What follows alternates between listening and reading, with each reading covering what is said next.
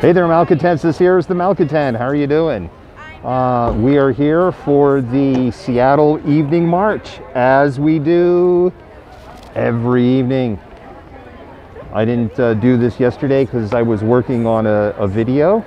The video was actually made for a client, but I took that same video and put the Malcontentment Tango intro on the start of it instead of the client to protect the client. Anyway, that video was posted last night. It's pinned to the page. It is a great video to share if people are having discussions with you on things, like black on black crime, or they all go to the same schools and so they shouldn't have as hard as tons of stats, information, fully researched. All the attributed links are up there. Great link to share on that. I'd like to thank everybody for joining tonight. The evening march will be getting started shortly. I could just done enough at this point to see that they're starting to rally things up. So a couple of things. Please support independent media. You can be a patron, you can Venmo, you can PayPal. Any excess money is going to go to help support a project outside of what's going on. I'm not out here trying to profit on black misery. But this gets expensive after a while with time and equipment and safety gear and filters and everything else that goes along with this. So your support to keep independent media coming is really greatly appreciated. Moderators are going to be on, so play nice in the comments. We really don't like having to just start swinging the band hammer around like we had to a couple of days ago. We don't like it, and it's not like, oh, we're hurting your fit. No, it has nothing to do with that. We genuinely don't like banning people, so just don't be an asshat in the comments. I don't know how else to put it. It's okay to disagree. It's totally okay to disagree.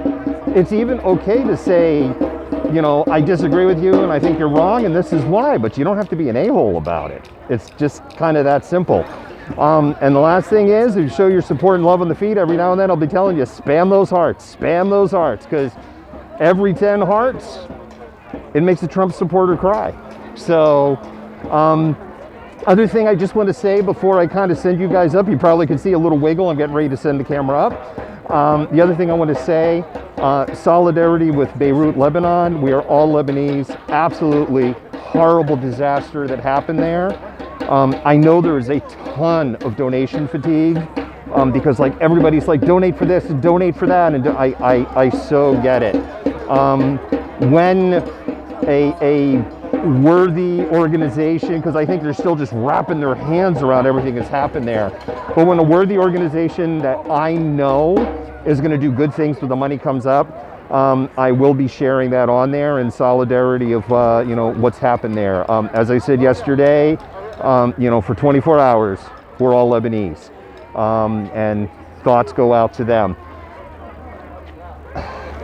They're still assembling up, so I'm going to give some quick thoughts of what happened in the Seattle City Council today.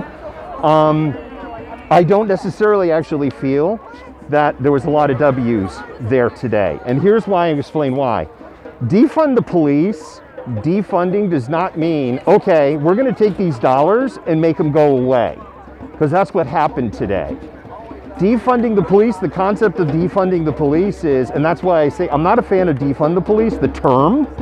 I prefer calling it demilitarize the police or unburden the police. But the idea is you take those dollars that are going to the militarized units of the police and you put those dollars into something else, like drug and alcohol treatment programs, which are, if you don't live in Washington State, seriously, don't comment on this, especially if you're not in the Puget Sound area. If you're in the Puget Sound area, people are going to be right on, regardless of your party, you'll be left on right on this. And I know this is an area where there's bipartisan agreement. The way King County and the city of Seattle handles drug and alcohol treatment is a flippin' joke, and mental health. And I mean, joke's even kind. It's a disgrace. And so much dollars are already wasted in those programs. So it isn't just about the dollars, it's about actually doing something meaningful with those dollars. But what happened today in Seattle City Hall was, hey, we're cutting the budgets. My view, not a W, right? I think that just, you know, they're politically moving the chess pieces on the board to go with the, see, we told you so. It didn't help. Well, yeah, if you just make the dollars go away, because that's not what people are saying, right? Number one, cut SPD budget by 50%. Number two, put those monies back into black communities.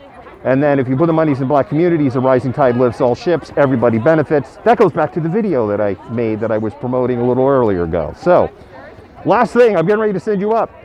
Another way that you can show your support, if you want to do the Venmo, you don't want to do the PayPal, you don't want to be a patron, that's cool, totally get it. You can set up a watch party, or you can set up a share. Watch party gets more eyeballs. So, if you really want to send the love, go ahead and do a watch party. And with that, I can hear kind of like the, hey, everybody needs to gather up, so we're going to send you up. I know, you're like, wait a minute, I'm looking at the pavement. I'm not looking at anything interesting. Okay, I'm live and the mic's on, so. All right, so look, when I'm trying to take a picture, right? Yeah. I'm taking it, but it's not displaying. Okay.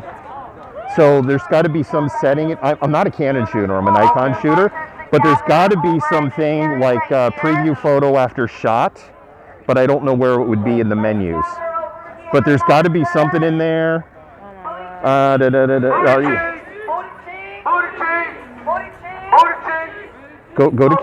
the camera one.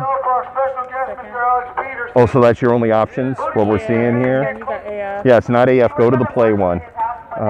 Wait. Erase, print, order, print, booklet. This is all you have. And then this one. What if I hit the menu button here? What's going to happen? And then we have this, look. Together. Close tight. Playback information. No, that's not it. You can go to different pages. It's like page Okay. 2. No. Yeah, okay, so 3. So go to camera then. Back to camera. Ah, what did I do? Go to 2.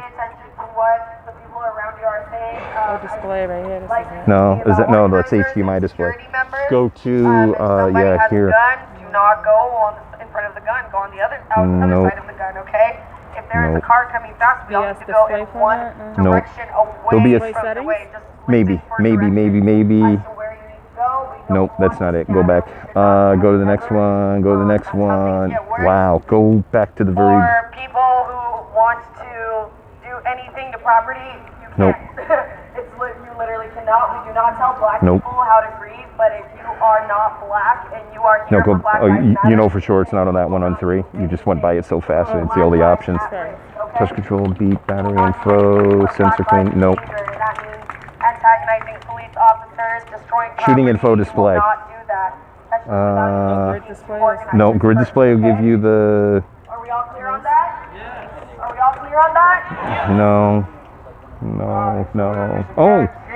I see what this does though. It's that's cool that you get to see the histogram. Yeah, you would like to have the histogram on. That's a whole separate issue. But that doesn't solve your problem. The menu? I don't know. Okay. I don't know. I'm sorry. It's okay. I'm just going to find it. If it was a Nikon, I would be like, here, boom, you're good. Okay. So booty cheeks, that just means get close, get tight together. You know what I'm saying? That's booty cheeks. This means quiet down.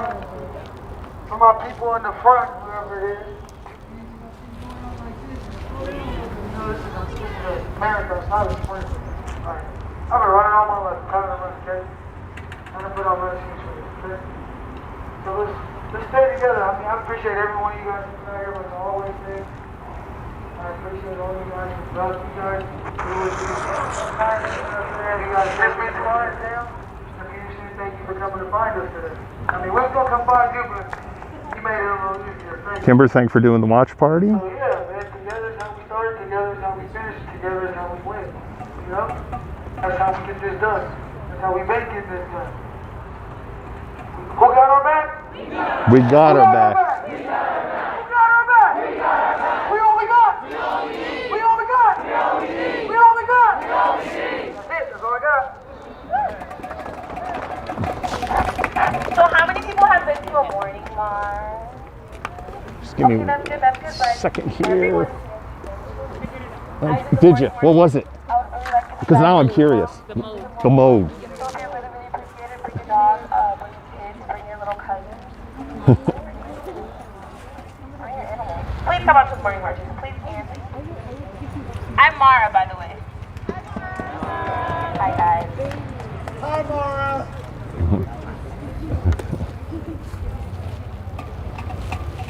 Ready? Black Lives Matter!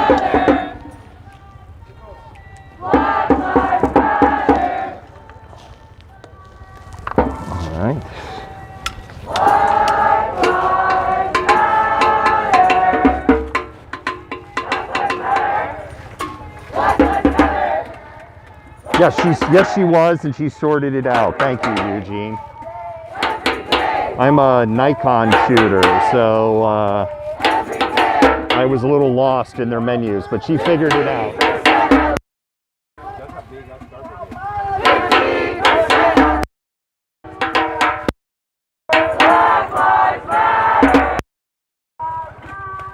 Thank you, Doug. Much appreciated.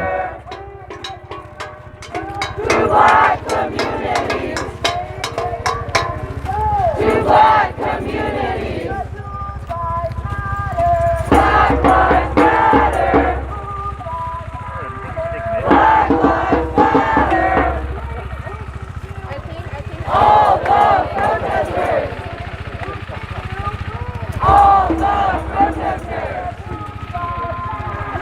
Black Lives Matter! Black Lives Matter! No new youth jail! No new youth jail!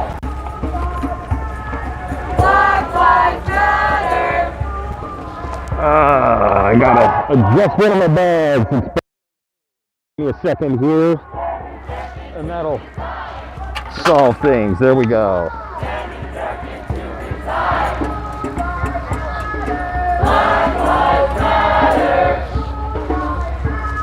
All right, moderators, it's all you. We're on the move. Shut it down! Shut it down! Shut it down! Whenever we're on the move like this, I can't watch your comments at the same time because I'm trying to provide you a good stream and make sure I don't hit any power lines or trees. Say what? Say it again. Say what? Black Lives Matter! Black Lives Matter! Black Lives Matter! Black Lives Matter! So, actually, I have a question in the comments, and I'll just have to read it later. I walked through Greek Row, where we're by the UW, and I walked through Greek Row to get here, and like Greek Row's like super sketchy looking, like lots of boarded up frat and sorority houses and stuff, like literally boarded up frat and sorority houses. So what's up with that? So I don't know, put it in the comments. Every day! No good cops in the racist system! No bad programs in the revolution!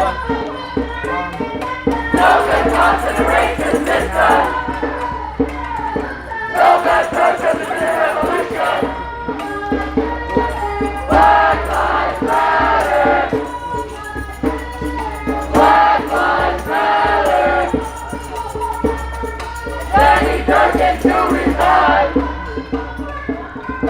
Danny Durkin to resign!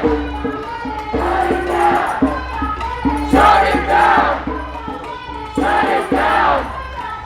Shut it down! Black Lives Matter! Black Lives Matter! Every day! Every day!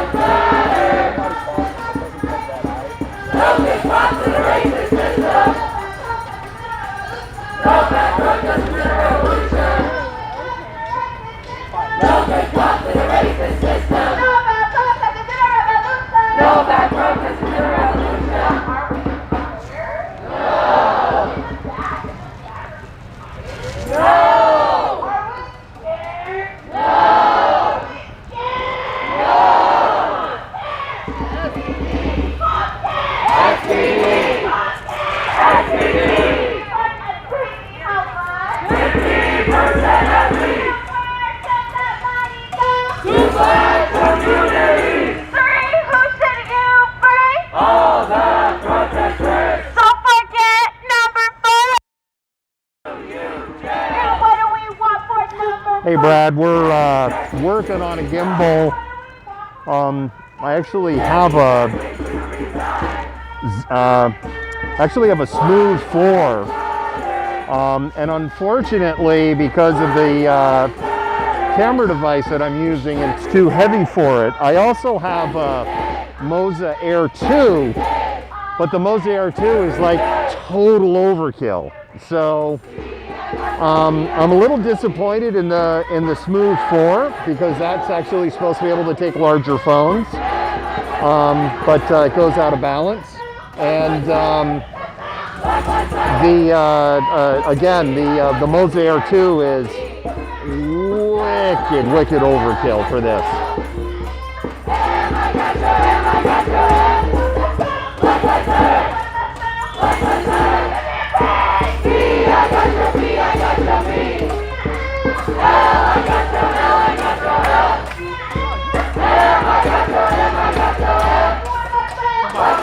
You know, I actually just had another thought. I just had another thought.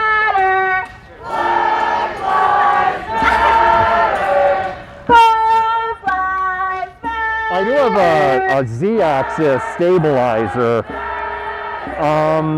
and that can actually take several pounds.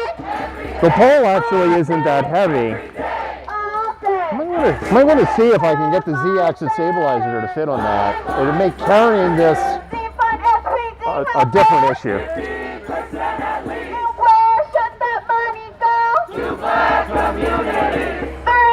Of course, this gets back into why I've started like the Venmo and the PayPal and the Patreon, because this is where I get into. It's like, this stuff gets expensive. It's like, oh, you know, I've got 3 gimbals. Great, now I need a 4th one. So it's kind of a good example of how this can go to support independent media.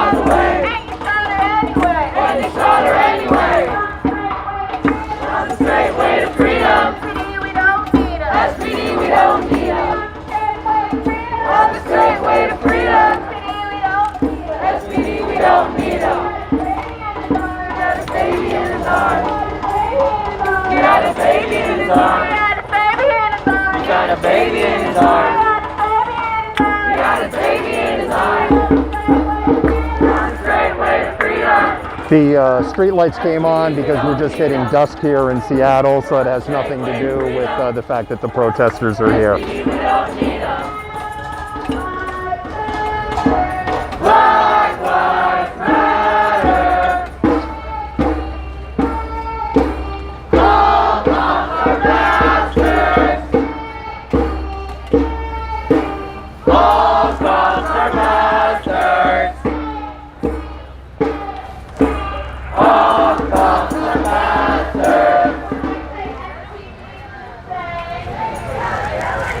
I was able to check comments real quick. I know that there's a Malcontent that watches that has multiple families in Lebanon, and so I'm heartened to hear that you've heard from all but one relative, and I hope that that you hear from the last one and everyone is okay. There has certainly been some absolutely heartbreaking stories that have come out of there.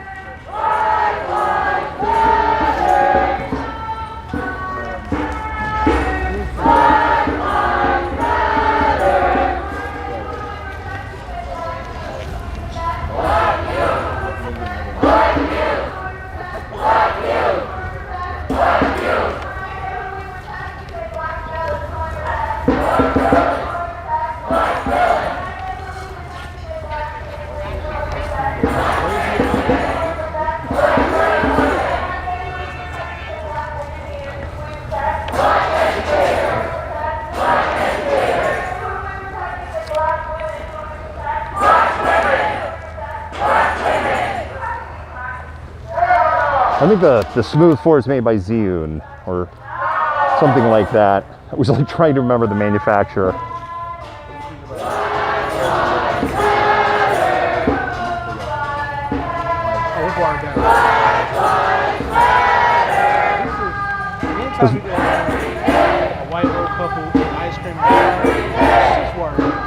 We also have a, I was saying I have 3 gimbal mounts. The third gimbal mount we have is actually for GoPros.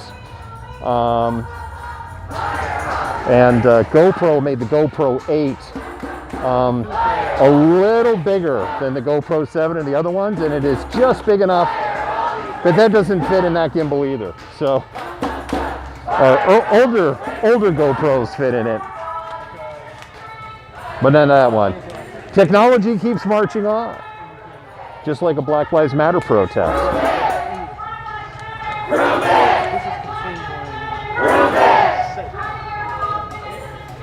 Out of your homes and into the streets! Out of your homes and into the streets! Prove it! Black Lives Matter! Black Lives Matter! 15% at least!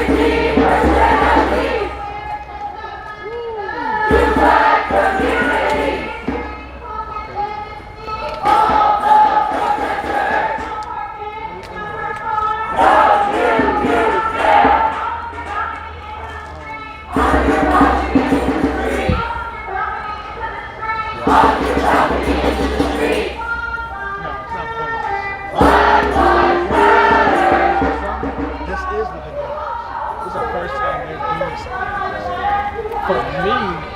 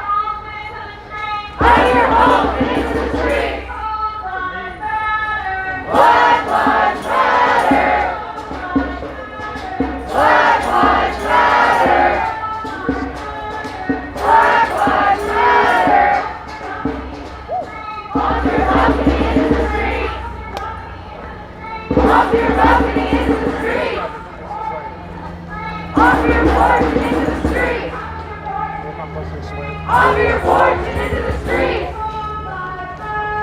Black Lives Matter!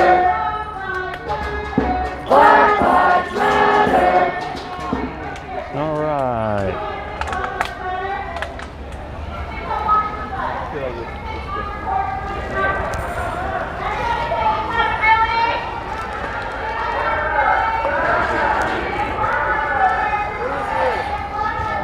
Prove it! Prove it! Prove it! March with us! March with us! March with us! Black Lives Matter! Black Lives Matter! Black Lives Matter!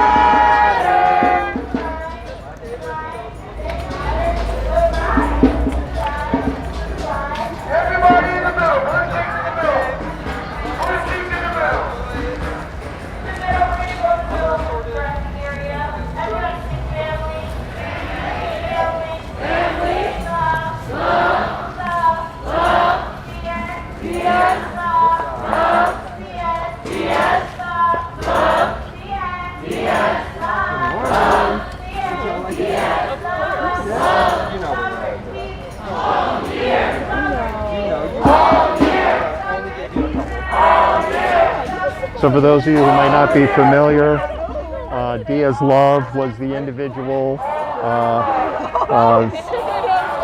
and Summer Taylor. They were struck by a car that broke through a Washington State Patrol barricades and intentionally drove through protesters. Summer Taylor and Diaz Love were both hit, and Summer Taylor, they died. Diaz Love has been in the hospital a month today, and their recovery is absolutely remarkable. They are being very public about their recovery. And so all the information that I'm getting is direct from their Facebook page. And seriously, their recovery is just remarkable.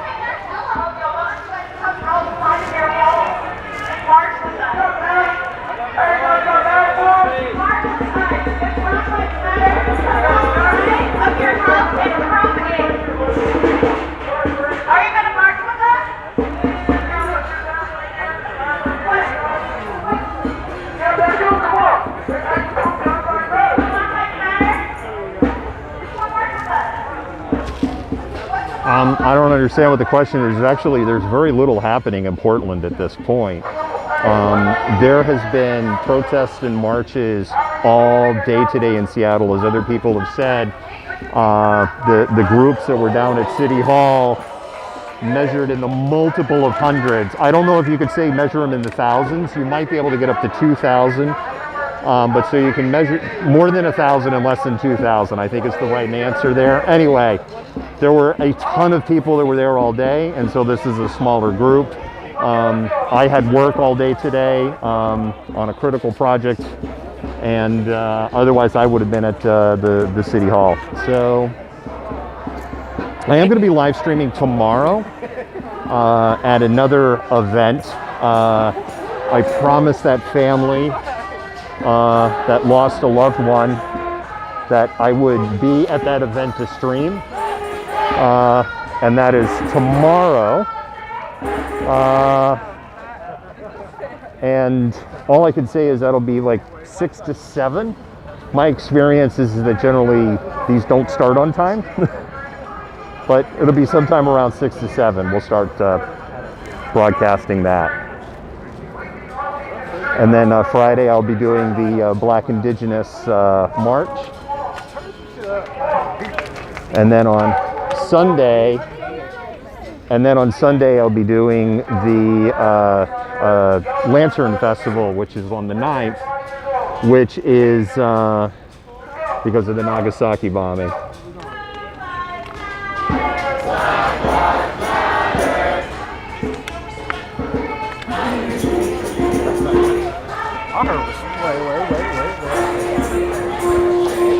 Yeah, don't engage.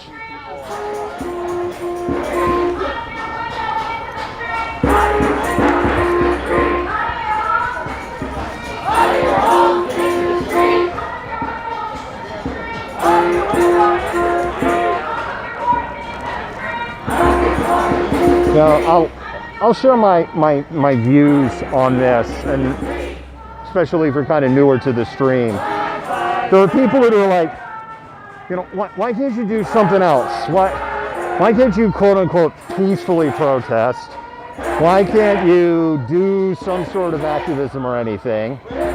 First of all, a whole bunch of us are engaged in activism. That's number one. That goes far beyond what we're doing on these streams. And the reality is, if I were to stream my activism, it would be about as exciting as watching paint dry. So that's part one. Part two is the black community tried to do it your quote-unquote way, right? Colin Kaepernick and the NFL, let's take a knee for the national anthem.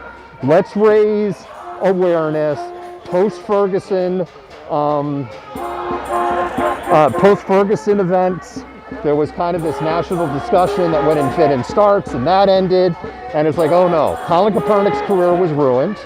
and we're going to boycott the NFL, blah, blah, blah. So here we are now, and what I'm reading is, well, I'm boycotting the NFL and the NBA and NASCAR and MLB because they're engaging in peaceful protests.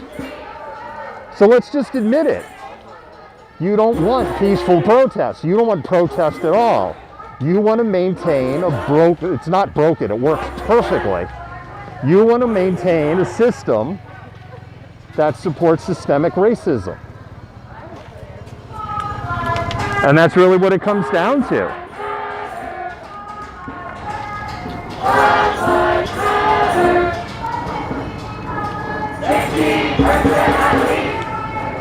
And the mountain of evidence that's there that the system is systemically racist. And when a system is broken, how do you fix it? You have to change it.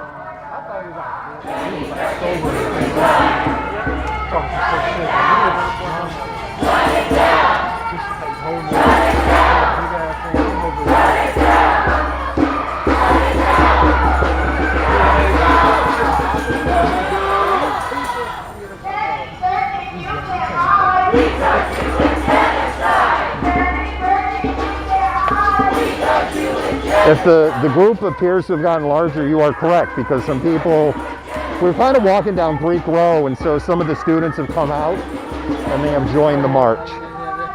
And so the group has gotten larger. And I've actually seen some people popping out and joining the march, which is cool to see. We actually, when we do the neighborhood stuff, we see that, I've seen that, this is only my third stream in the neighborhoods like this, but I've seen it in every one. And generally, I see a lot more support than a lot more, go home you dirty hippies. Nobody said go home you dirty hippies. By the way, cracks me up in the streams when I read the comments and you like drop the term hippie. Like, if you use hippie, and I'm not a fan of okay boomer, but that is like total okay boomer. Like, nobody says friggin' hippie. Eric Cartman in South Park doesn't even use hippie anymore. That's how old the term hippie is.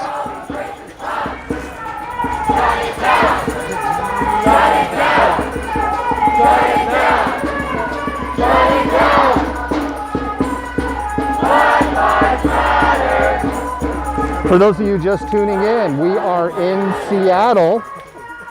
This is the everyday evening march, which happens, wait for it, every day.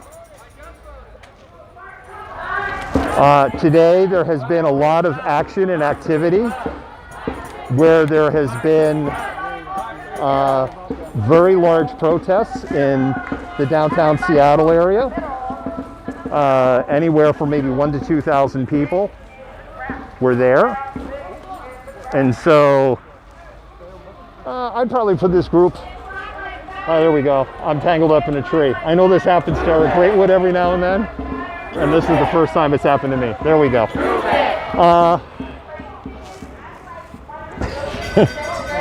I know I would probably estimate it at about 75 people. That does not include the medics and the car brigade and the bike brigade that are protecting us.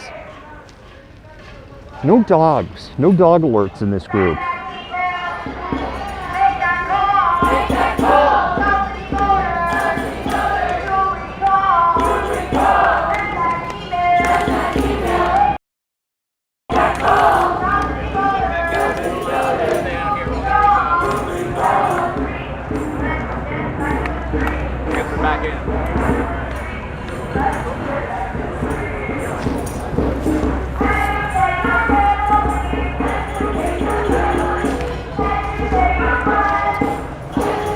The Rooney Rule, I just looked at the comments real quick and we started moving again. The Rooney Rule in football was actually on the event, this was work related. The Rooney Rule in football was actually talked about at that event. So in football, what the Rooney Rule is that if you are interviewing for certain roles on a professional football team, NFL, senior coaching roles, offensive coordinator, defensive coordinator, the high-level roles, you have to interview a certain number of minorities. And the rule is actually really broken, because what teams will do is they will kind of check the box. They're like, okay, so we're supposed to interview these number of minorities, so we're going to interview these number of minorities, but the reality is we want this coach. And so the whole thing is just a bunch of positioning and window dressing. When you look at NFL specifically, and you say you look at the number of coaches, I say this anecdotally, compared to other sports, NFL, not NFL, MLB, NHL, NASCAR, there's certainly a lot more black coaching staff in those sports, in football. When you look at basketball, you have the same thing. On the other side of the coin, when you look at the percentage of players in those sports versus the demographics of the percentage of the population breakdown, which I know that Twitler said in that disaster of an interview, you can't look at the numbers that way. It's like, oh my God, dude, really? But if you look at the percentage of, say, players in the NFL and the NBA in particular, and then you compare that percentage to the percentage of black, indigenous persons of color in the United States, there is a significantly larger number of players in those sports.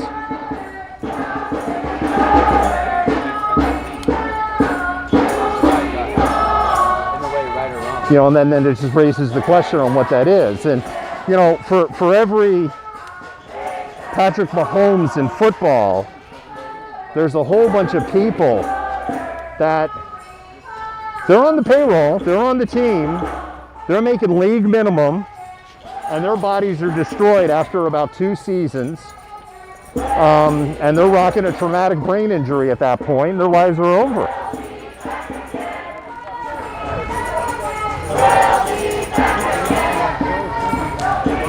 I think one of the problems is you know, I've heard this called lizard brain. I don't like the term lizard brain because I think people get very defensive when you hear lizard brain. But I think one of the problems we have in this country is we want things to be analog, and we want simple solutions. You're either good or bad. It is, if you forgive the vernacular, it's black and white. It's up or down. There's no shades of gray. And again, there's nothing loaded and implied in shade of gray. There's no shades of gray. There's no in-betweens. And yet a lot of these issues that we face as a country right now have very complex problems that require very complex solutions. And when you get very radicalized in your opinions, this applies on both sides, far left or far right, and you get real simplistic in your views, you end up with a you end up with no solved problems. What you just end up is people poking each other in the eye.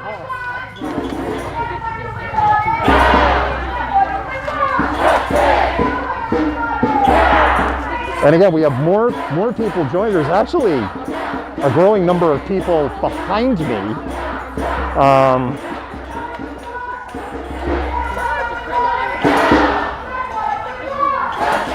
Because I generally try to stay to the back. I know it gives you a better view on the pole cam.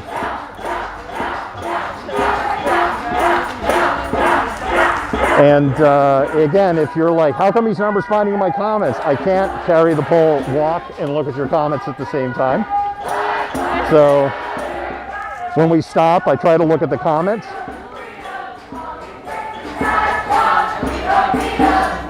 But there are moderators that are working the comments, so play nice, everybody.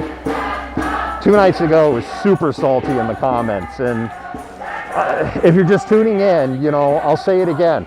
We really don't like swinging the band hammer around. Every now and then there's someone they're like, oh, they had it coming. But we really don't like swinging the band hammer around. I would say up to about 30 days ago, I actually took it like as a sense of pride that we had less than 100 people on the ban list. And in part because for the most part people were being respectful. And the other thing is, Facebook gives us data. I don't think people that try to troll these things realize it. And some of that data is transparent. So like one of the things we see is geography. So like I can see, okay, you have followers in this region. And when the comments get particularly salty, what we'll see is that we've gained 20, 30, 40 followers, and their geography is Russia. And it's like, there's no way I have 40 new followers from Russia. And I just know that that's just Russian troll farms that are working to destroy the United States by creating division. And then what happens, we don't delete them. I'll wake up in the morning and all of a sudden like 30 followers are gone. And I have like 5 Russian followers. And so what's happened is Facebook has cleared the bots. So sometimes, you know, I tell people, and you can kind of pick up some of the bots. But I always tell people, you know, don't engage with the bots. And then the thing is that it enrages and incites the people. So anyway, we get to see more information than I think that people think. We don't get to see as much as I would like to see, but we do get more data than what people think. I would say we've probably grown by about a third. The group is definitely getting bigger, and there's actually, again, there's a small, I've let kind of people walk in front of me again. There's a smaller number of people in front of me, or I should say behind me, and there's people on the sides.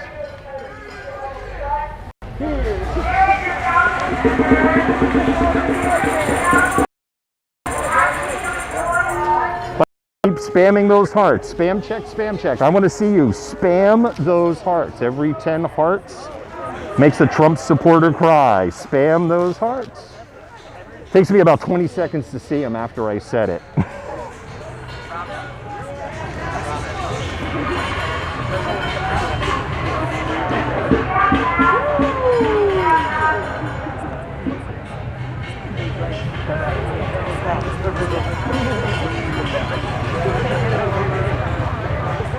All right, I'm seeing those hearts. Spam those hearts. Every 10 hearts makes a Trump supporter cry.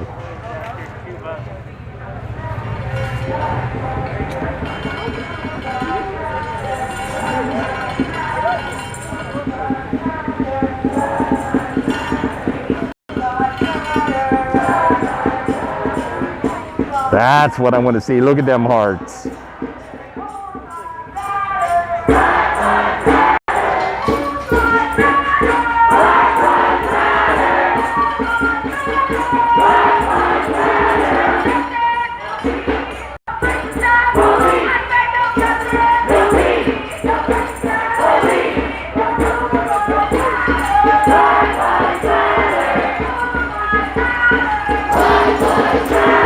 All right, so Chris has confessed he is part of the lizard people.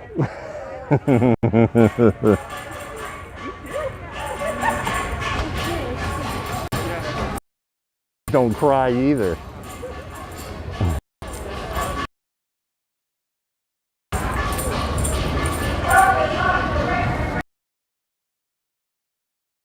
Doctor, that doctor was at that press conference. Alien DNA, demon sperm, and the government has lizard people. Amazing what people believe.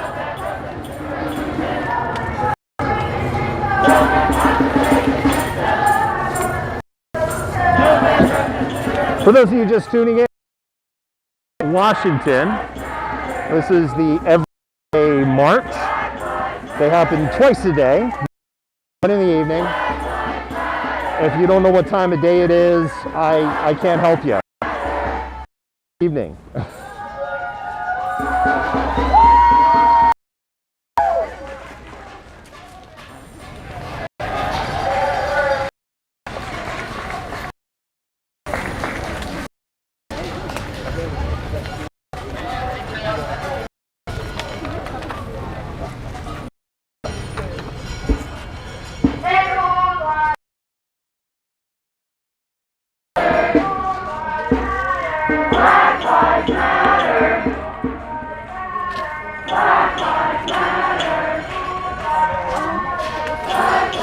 I agree, the New England Patriots will be laughing on November 3rd when they are first place in the NFL. What are we talking about? Go Pats. I actually don't think football will be playing on November 3rd. I think we'll all be in our little COVID bunkers. Sea disease.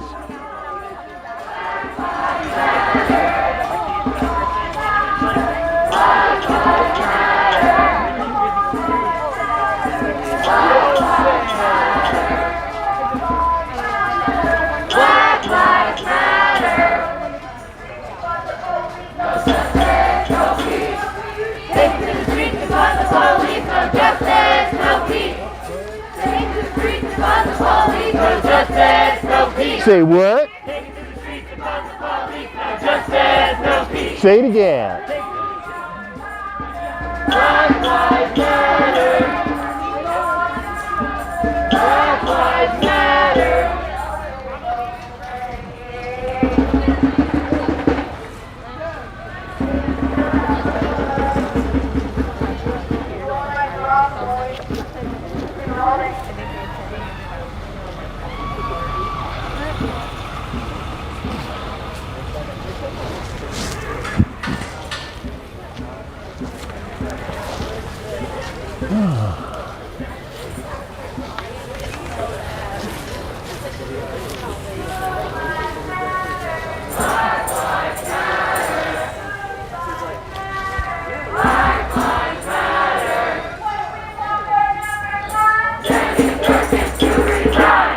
Hey there, puppers!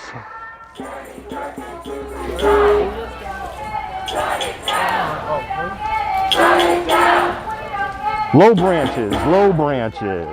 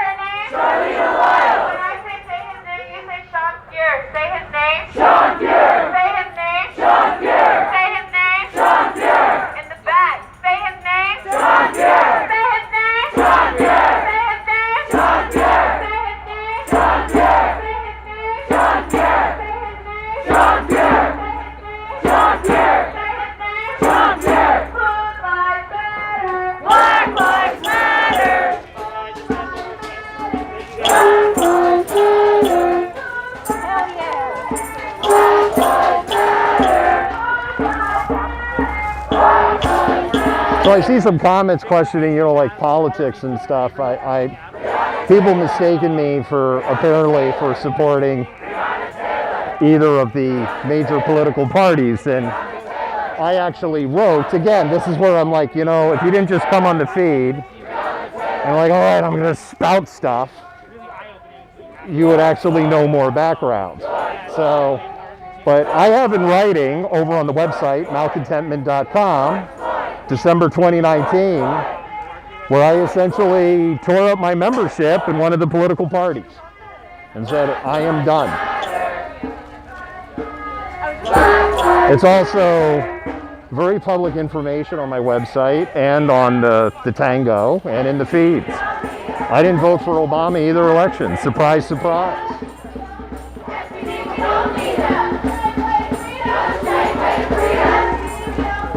And again, it just goes back to my point.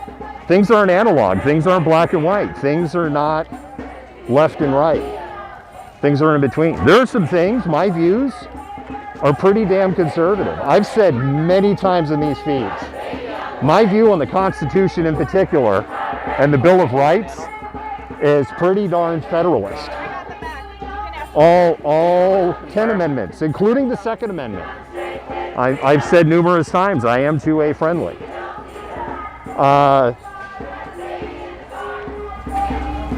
On the other side of the coin, there's some things my views are very liberal on. And this is the part where I get disappointed when I read the comments, and it cuts both ways, but it cuts a lot more with people on the right. If y'all would just sit down and talk, and you know what, here's the thing, and let me share this. I had a person message me, I'm not going to say their name to respect their privacy. They messaged me, and they said, basically, to paraphrase, I don't agree with anything you cover. I don't agree with anything you say. But I appreciate what you're trying to do. And I just wanted to let you know that. And of course, it's one of those things where maybe you kind of like laugh a little bit, go, okay, I don't know exactly how to take this. But I wrote him back and I said, well, I really thank you for your honesty. And I thank you for your support. And I thank you, even if you disagree, for being open-minded. We've been watching him. Sorry. And so we actually, fired some messages back. When I say fire, they're not in a negative sense. Here, one second.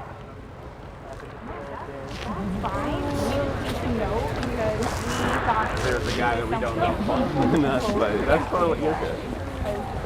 Okay, I'm just glad we figured it out so we weren't watching the entire film.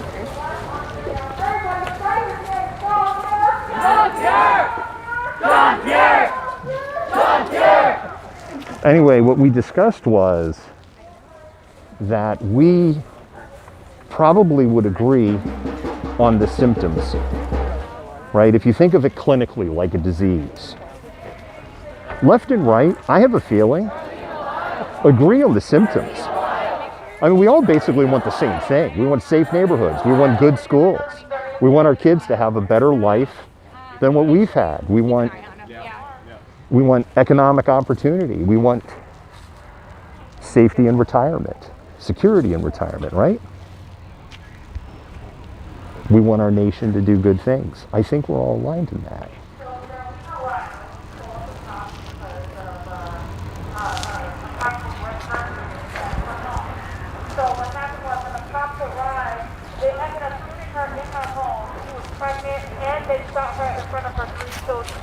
Okay? So that's how they did her. She was pregnant and they killed her in front of her 3 children.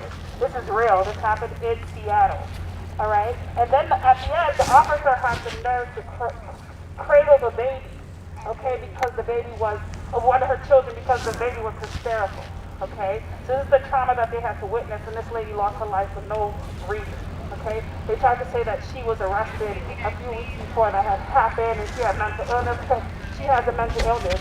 She called you guys to help, and they killed her. Okay? This is real shit. Okay? And it's happening right here in Seattle. Okay? And there's many more stories like this.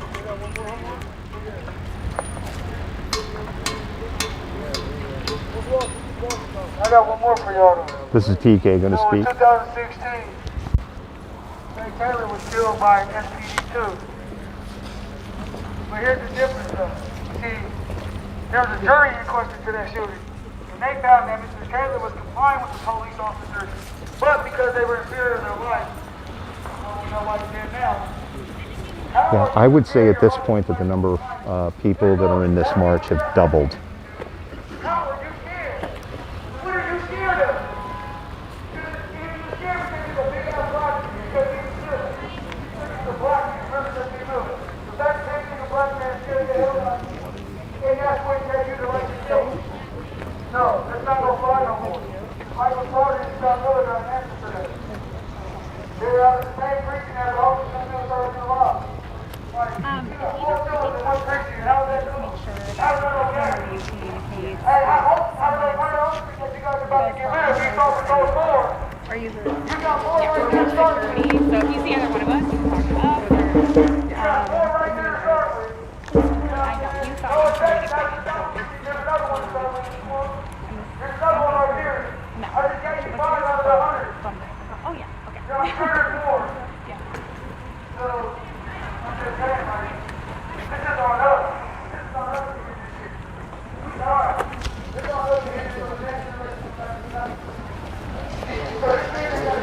our nursing home. This is now our father's home. So let's get a dog for these kids, but they ain't got a phone. That's what matters. That's what matters the most out of this whole deal. That's it.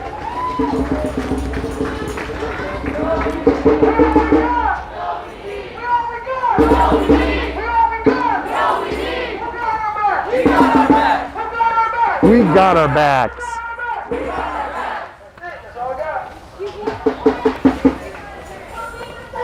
Anyway, I think most people would agree on the disease. I think it comes down to the cure, and I think that's where people get into disagreement. And if you're just going to dig in your heels, you don't want to have the conversation, well, then that's your prerogative. Then you want to continue to be part of the problem and not part of the dialogue.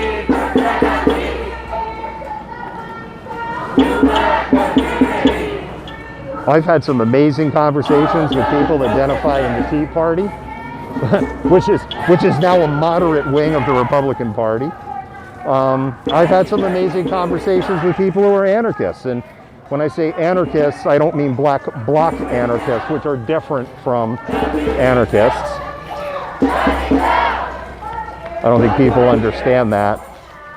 By the way, if you use things like there are anarchists who want fascism, you're just making yourself sound really ridiculous, because if you look up those two words in the dictionary, they are literally the opposite of each other.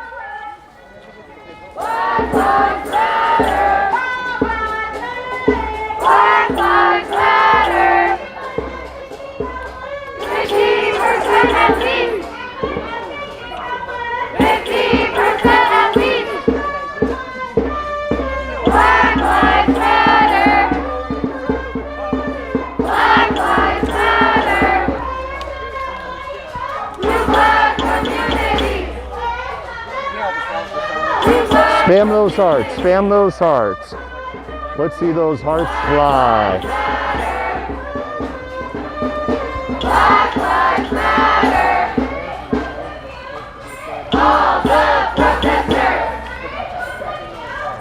All the protesters. Black Lives Matter. Black Lives Matter.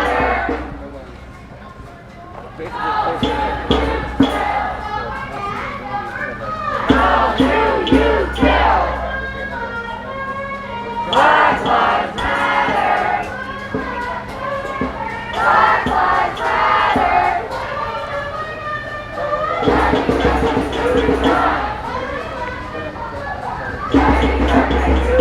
Here's your historical fun fact of the day. The first person to die in the American Revolution was a black person.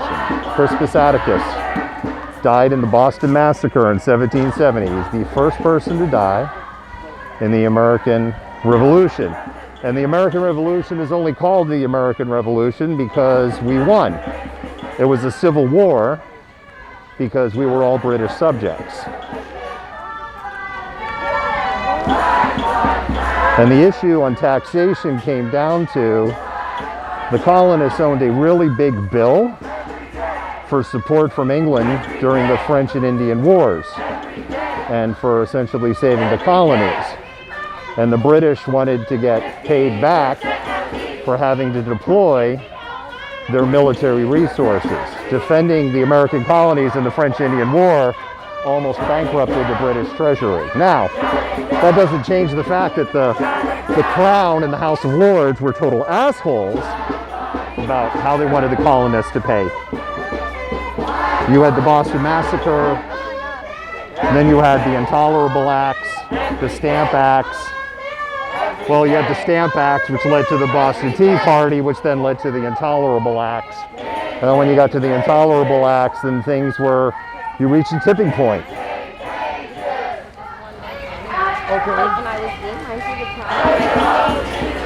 And on the subject of tipping point, if you're watching this going, I don't understand why this is happening. Why now? Read the book Tipping Point. It's about 20 years old now, I think, or 15 years old now. But it is a great book. It's a solid business book, and it's just a solid book about political trends, changes in society. And what's happened is you've reached a tipping point. And when you reach a tipping point, it's basically impossible to push the scale back in the other direction.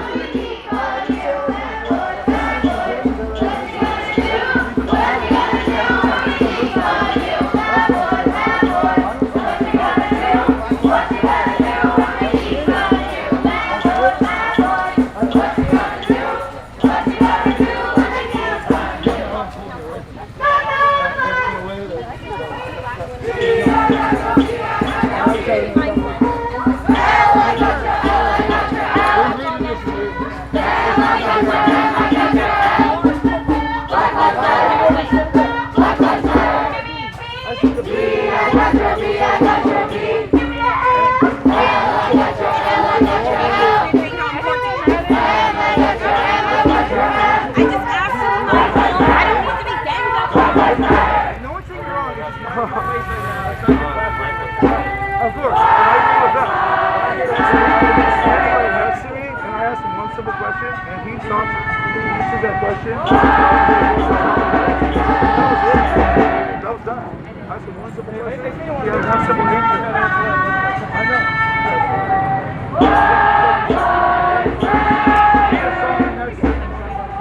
No, Mark, I wouldn't call the police. We would handle it ourselves. By the way, was that a specific threat, Mark? Are you making a specific threat? Are you being a nice, brave keyboard warrior in the safety of your home and behind a keyboard? Making threats to people on the internet?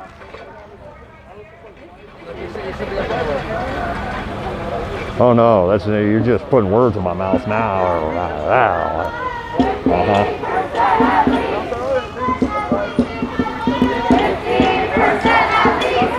I like all 10 amendments in the Bill of Rights.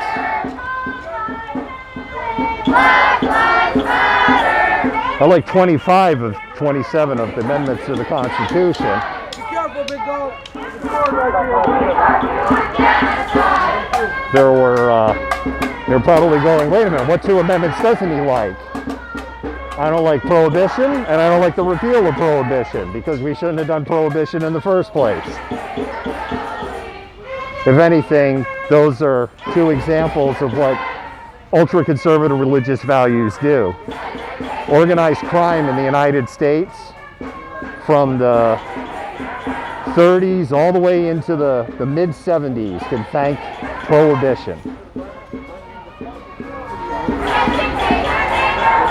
for creating easy funding for their enterprises.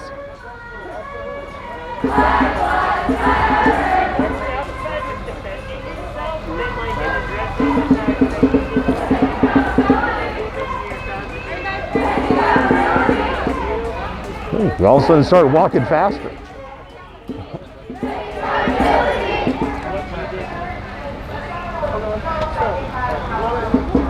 Spam those hearts, spam those hearts. For those of you who are just tuning in, we're in Seattle. This is the Everyday March. It happens, you guessed it, every day. It happens twice a day. There's one in the morning, there's one in the evening. And I cover the evening marches.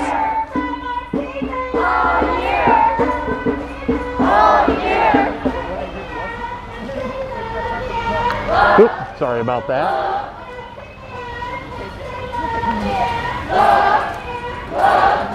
We had another incident just last night. Individual was on an overpass. Somebody called the police because they wanted a mental health check done, and the police shot and killed him. And of course, there's not like, all the details are real sketchy, and well, we're not saying much about it. And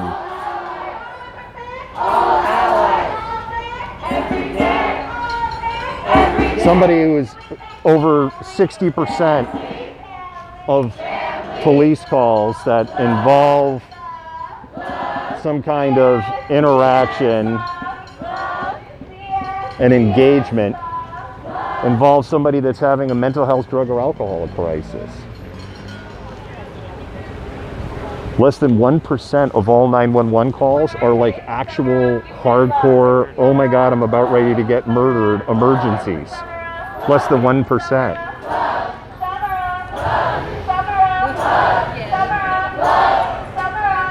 There are many people in law enforcement who'll tell you they don't want to be social workers. They don't want to be drug and alcohol rehab. They don't want to be working with mental health patients.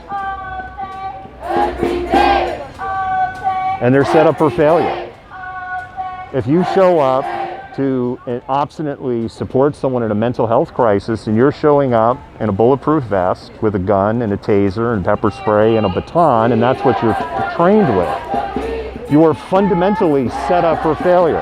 And I know there's people, law enforcement, that watch the stream and goes, we went through all this training on de-escalation and all that. To become a City of Seattle police officer, it's 720 hours of training. That's it.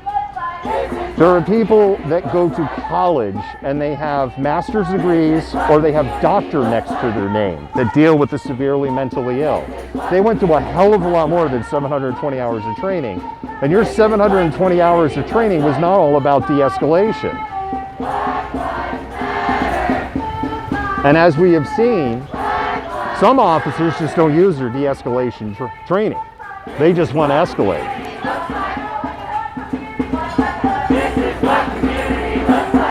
Do I think all police officers are bad? No, absolutely not. Do I think all protesters are good? No, absolutely not. But again, it goes back to things are not black and white. Things are not analog. Things are not a yes or no choice. And if you look at things and view things as an analog yes or no choice, then you end up kind of in the situation that we're in a nation. And there's no good that comes from it.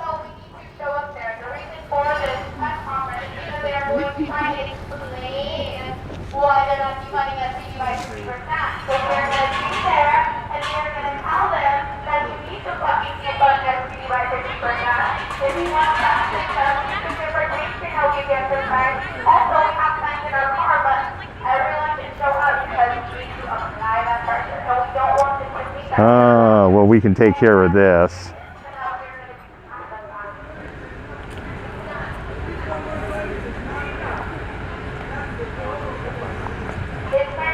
Candace Owens is a lunatic. That's about the nicest thing I can say about Candace Owens. Her view on indigenous people in particular is like beyond troglodyte. It is beyond racist. It's just beyond the pale. Her view on indigenous people is terrifying.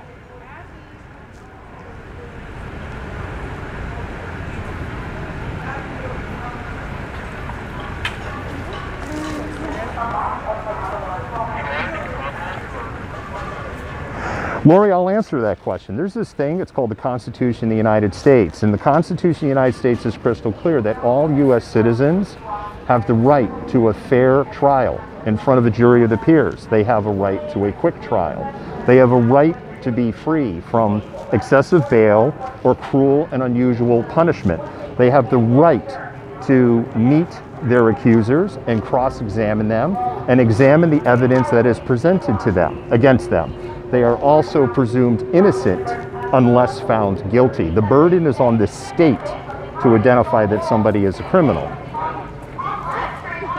So when people's constitutional rights are being violated, then you have a fundamental problem.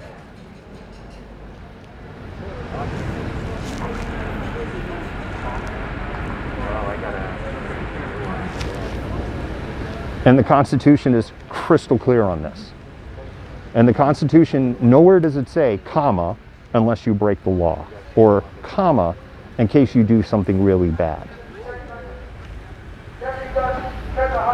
Then the Bill of Rights doesn't count for you. So that's what it just comes down to. I was saying earlier, I'm very federalist in my views.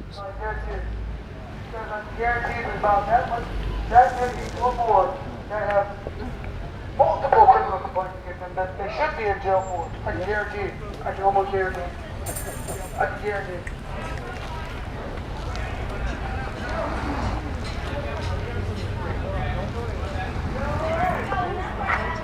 You should know we ain't going nowhere.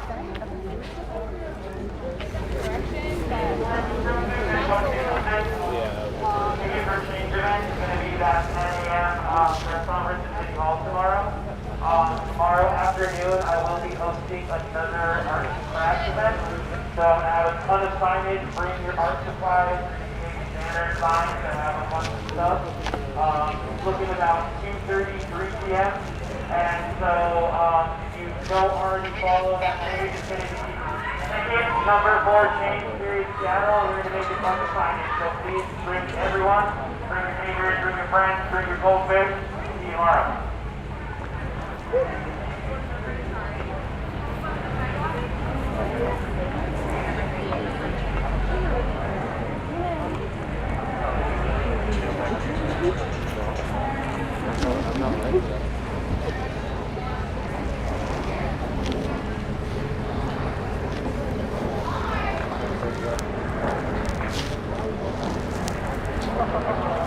Trying to understand what's going on here.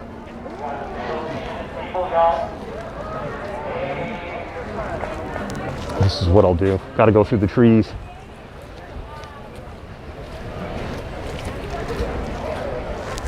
Relocating here. Lots of trees here. Lots of trees here.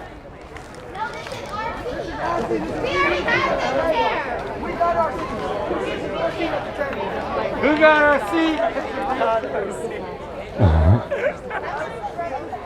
Did he bro that seat out? It's okay. We didn't take the chair from Tim Eyman. Alex Peterson just gave us this chair if you want to That's a seat at the table. It says EDM seat at the table. That's our seat at the table. That's our seat at the table from Alex Peterson. We got our seat. Who got our seat? We got our seat. Who got our seat? We got our seat. Period. There it is. Now let's really make it happen.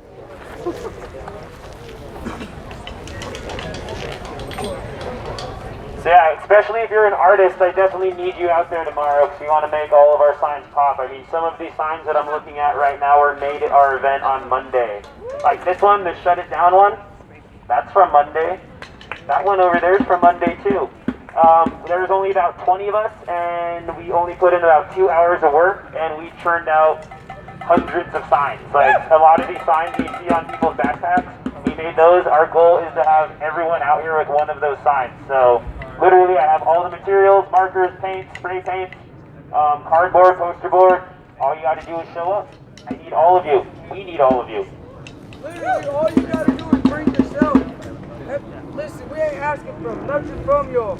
All y'all got to do is show up and be here genuinely from your heart every single day. Because that's what I do. I show up every day. No, they didn't. I ain't got a script. Nobody did a Tin Eyman with the chair. Nobody, but for y'all to show up because that's what you chose to do, not because I told you to. Because it was a choice you decided to make. Feel me? We're all here because we decided to stand up and say this system's not working for us. Let's get one that does work for us. That's why we're all here, literally. Because if it didn't work for us, it's damn sure not gonna work for the next generation. So it's on us to fix that. It's on us to change that for them. That's serious. It's really on us to change it for the generations after us. Literally, everybody's here to benefit from this. So it's literally on us to stand up every day and show up for each other every single day. Literally, it's on us. That's it. That's all I got.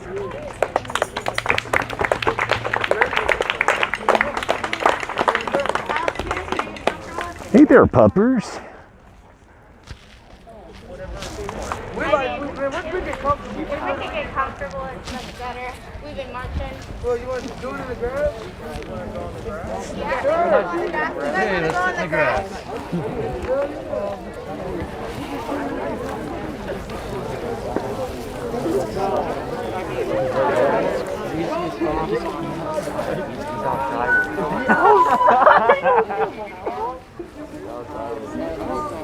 What are you streaming as? Malcontentment Tango? Rock what? Malcontentment Tango? Ah, there you go. Yeah, I'm on CCTV. Here you go. Here is, there you go. Thanks. Yeah. Okay. I'm gonna go ahead and drop the camera for y'all as far as I can.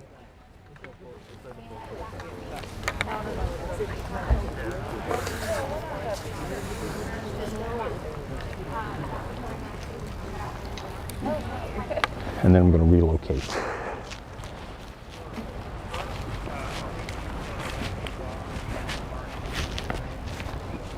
We're here with one of the City of Seattle's leaders, and we're having a sit-in. Every day. So thank you for letting me. So what you're seeing is democracy in its absolute purest form. Today's vote, there were lots of amendments to the budget committee stuff that we're working on. And Can you on the back hear him? oh, sorry. Can you? I'll talk louder. No, that's okay. Thank you. Peterson, I'm proud of you. Thank you. Hey! Thank you. Hey, how about we just bring it in closer? How we all just do booty cheeks? Booty cheeks! Booty closer, let's get tight, guys. But give Alex at least 6 feet. We can be in a circle around Alex. Give him all things. Give me one. Tons of room over here. There's seats right There's here. tons of room over here. No. Oh, never mind. Thanks for marching. We didn't say it. Marching with you tonight. And, this is a black-led march. I appreciate you giving me some time to answer questions and explain what was going on today. Council and what's going to happen on Monday, and then you have a meeting tomorrow. Bear with me here. So today, what we're trying to do is, and a lot of you know this already, so we're working with the budget that we're currently in right now for this Just year. bear with me for a minute. I'm just getting situated. There's an opportunity to reallocate funds And then from the things will be safety fund stable. to other places this year, and then also in 6-7 weeks we're going to have our big budget process for 2021-2022.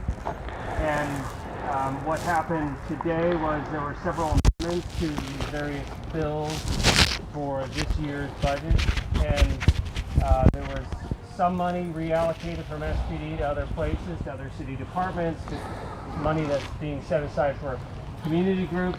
And one of the most important things is the participatory budget process that's going to happen, and that's where I brought out, your seat to the table, because that's where you want to have a seat at the table so that you're in there for when the bigger dollars are going to be reallocated. And Yeah, so there you go on the chair. So city council member had put the chair out there symbolically. Keep pushing for the bigger dollars for the fall budget process. Seattle City Council member Probably Harley. not telling you anything you haven't heard from the president of the city council, Lorena Gonzalez, the budget chair, Teresa Mosqueda, the public safety chair, Lisa Herbold. I think I saw some of the videos from there, and it's the same thing where Anti-Semitic comments get you an instant ban.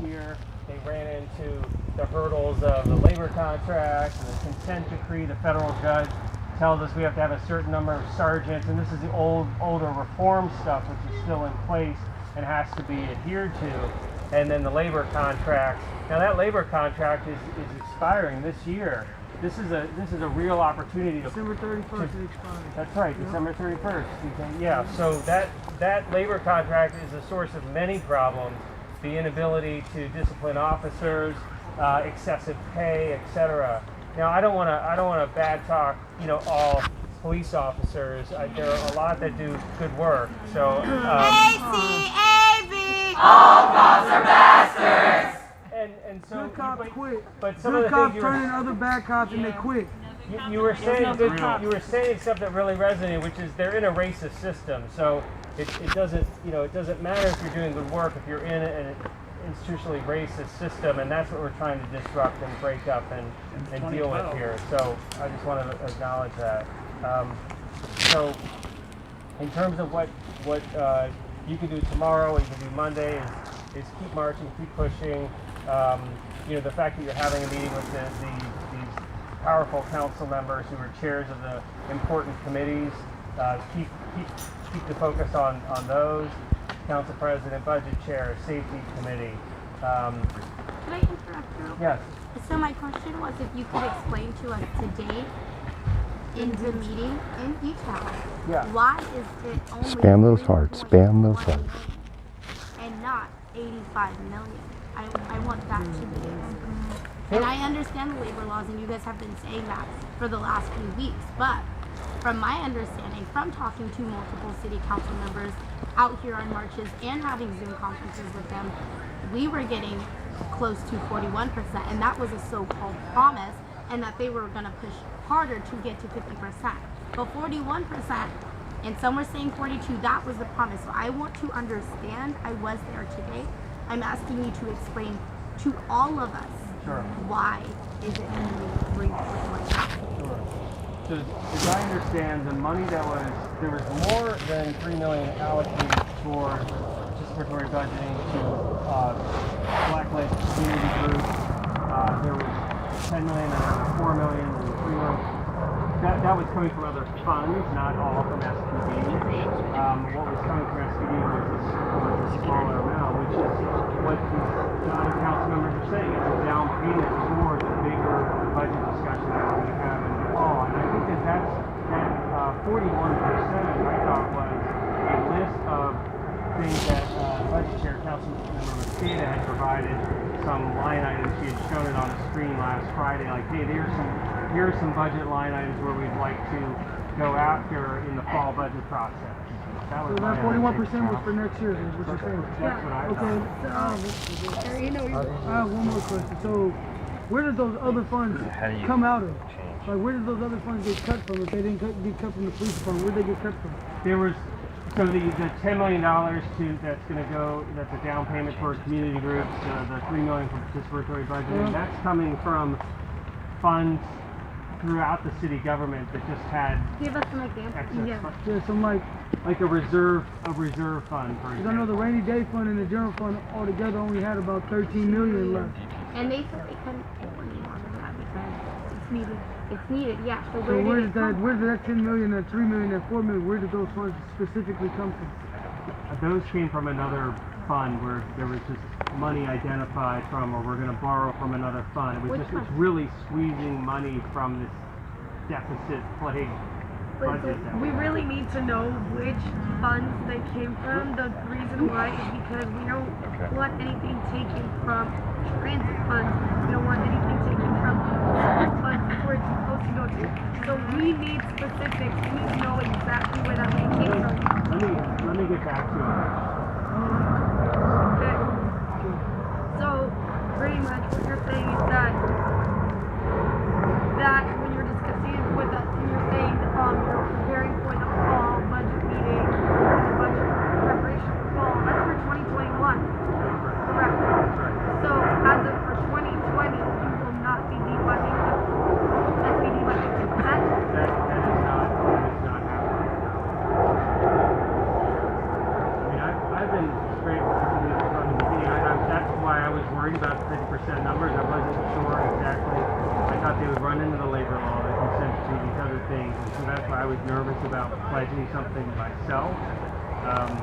But you were there with us like 2-3 days ago with 2 other council members, and you didn't bring this. What happened to 17 million? Yeah. What happened to that? You were there on that Zoom call, and you didn't say any of that. I didn't say that we wouldn't achieve 50% in the You didn't clarify that was for 2021 stuff.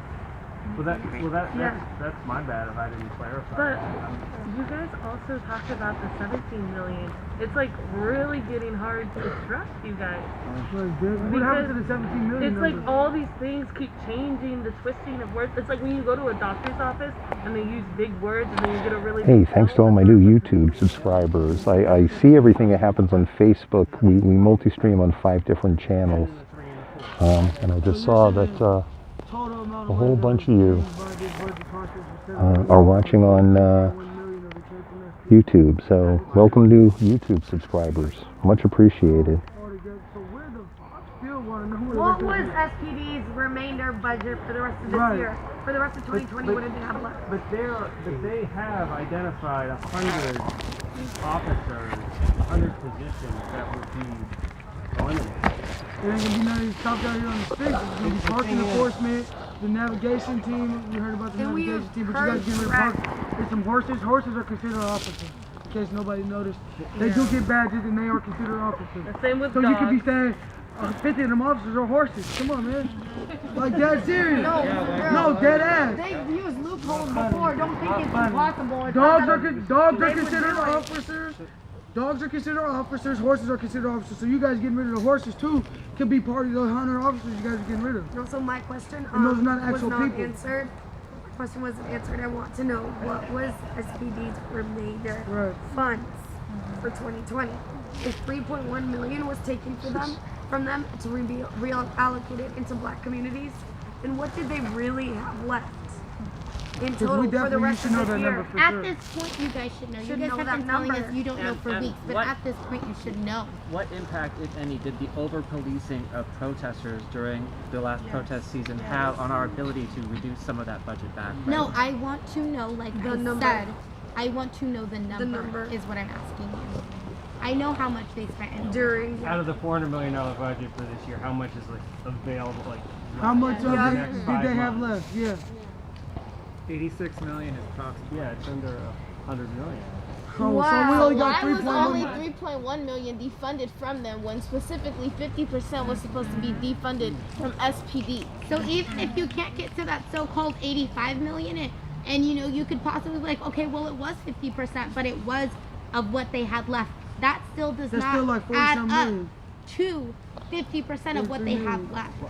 I think that's a key question that they need to explain tomorrow. Definitely. But you are a part of them. I'm sorry, I wasn't the one promising to defund by 50%. I'm sorry, but can I ask you why exactly you guys are saying that the funding will be possible in 2021? When if you were to defund SPD right now when we need it, when black communities need it, healthcare, education, basic human rights, why don't you guys do it now when all of the money of SPD budget is going to pay salaries for those racist cops? Why? It's because the labor contract does not allow it. Then were you on the council when those labor contracts were approved? I was not. And you keep saying you didn't promise that, but you gotta understand you're only sticking up for yourself. You are a part of those council members, whether you want to accept it or not. If you do something, it goes on them. If they do something, it's gonna go on you. All you guys sitting here lying and promising you're gonna do this and promising you're gonna do that is not cool. In a way, you did promise that the police were gonna get defunded by 50% along with the rest of the council members. Well, Alex Peterson did. The thing is, I don't know if everyone is aware here, but Alex Peterson and Deborah Juarez did not vote yes or promise us that, but Alex Peterson is here right now and he is in all of those meetings, therefore he should have the answers unless he's sleeping through those meetings and not paying attention. So that's why we're able to ask Alex Peterson these questions, because you were there. You know. I've given you the dollar amount, but it's the labor contract that prevents it from being immediately realized. Wait, question. What's the Metro labor contract? 86 million, that's 400, that's 400 million. Okay, so I'm just thinking about these numbers here. So you have said that it is less than 100 million is what was left for the rest of 2020 for SPD's budget, correct? That's right. Less than 100 million, but it is still in the tens of millions, correct? Right. So how much of that is actually going towards the labor contracts that you were talking about? 85%. 85%. Well, Scott, you can, Scott, I just saw your comment. You probably made it some time ago. You have to waive your right. The reality is, and you're true, the Sixth Amendment is basically gutted in this country, which is a separate problem. On top of their overtime. That's why the contract needs to be fixed. The contract is the problem. Okay, so what do you plan to do about the contract? Actually, what December 31st. Let's talk about What do you And want? also, I just want to make it talk about this. so clear that I am very upset that we didn't start hearing about this whole contract thing, this labor contract thing, until recently. We've been asking about the police budget for so long. We've been asking about how much money they have left and how we can get 50% of that to be reallocated into black communities. And not until the past 2 weeks have we heard about a fucking labor contract. That information was never disclosed to us, and that makes me very upset. But go ahead and explain. It's that same things though, because you have kept doing those things of like, oh, we got to make that vote by August 1st, but didn't tell us. Or when we were having meetings, all of you guys kept saying yes, but no one told us that we could only have 3 of you in a meeting at the same time. It's like you guys 4 at the same time, and it's like you keep trying to. Are you trying to make us as black youth, as black 20-year-olds, fall on our face? Like it truly looks like you keep trying to play us up for failure, and that's not okay. Like Our organizers are pissed. We're walking out. Yep. I hear you. I did not. Yeah. I did Okay, not so make how any do you promises plan to or affect mislead the you. labor contracts from now on? Yeah. So how do we plan to reverse it so we can't get the full 50%? Yeah. I really want 60 next year now because you guys played It's called democracy, Mark. Please let us know now. Please let us know right now. We need the information right now because that is where If anything, this is my one of the anger is coming purest from, the lack of demonstrations of information that democracy you will provided ever to us. see. We've been asking questions for so long. We were just given bits the past and 3-4 pieces, weeks, but past not the month. whole picture. And that's why we're sitting here lost. Like, what happened? Because y'all never told us the full truth, which is lying. Not telling the full truth is lying. I'm glad that we're talking now. I'm glad that I'm glad that I did not overpromise these things, and I want to tell you what is going to happen with these labor contracts so that you can get into those details and keep the pressure on very strategically. So this labor Paul, I know there was one.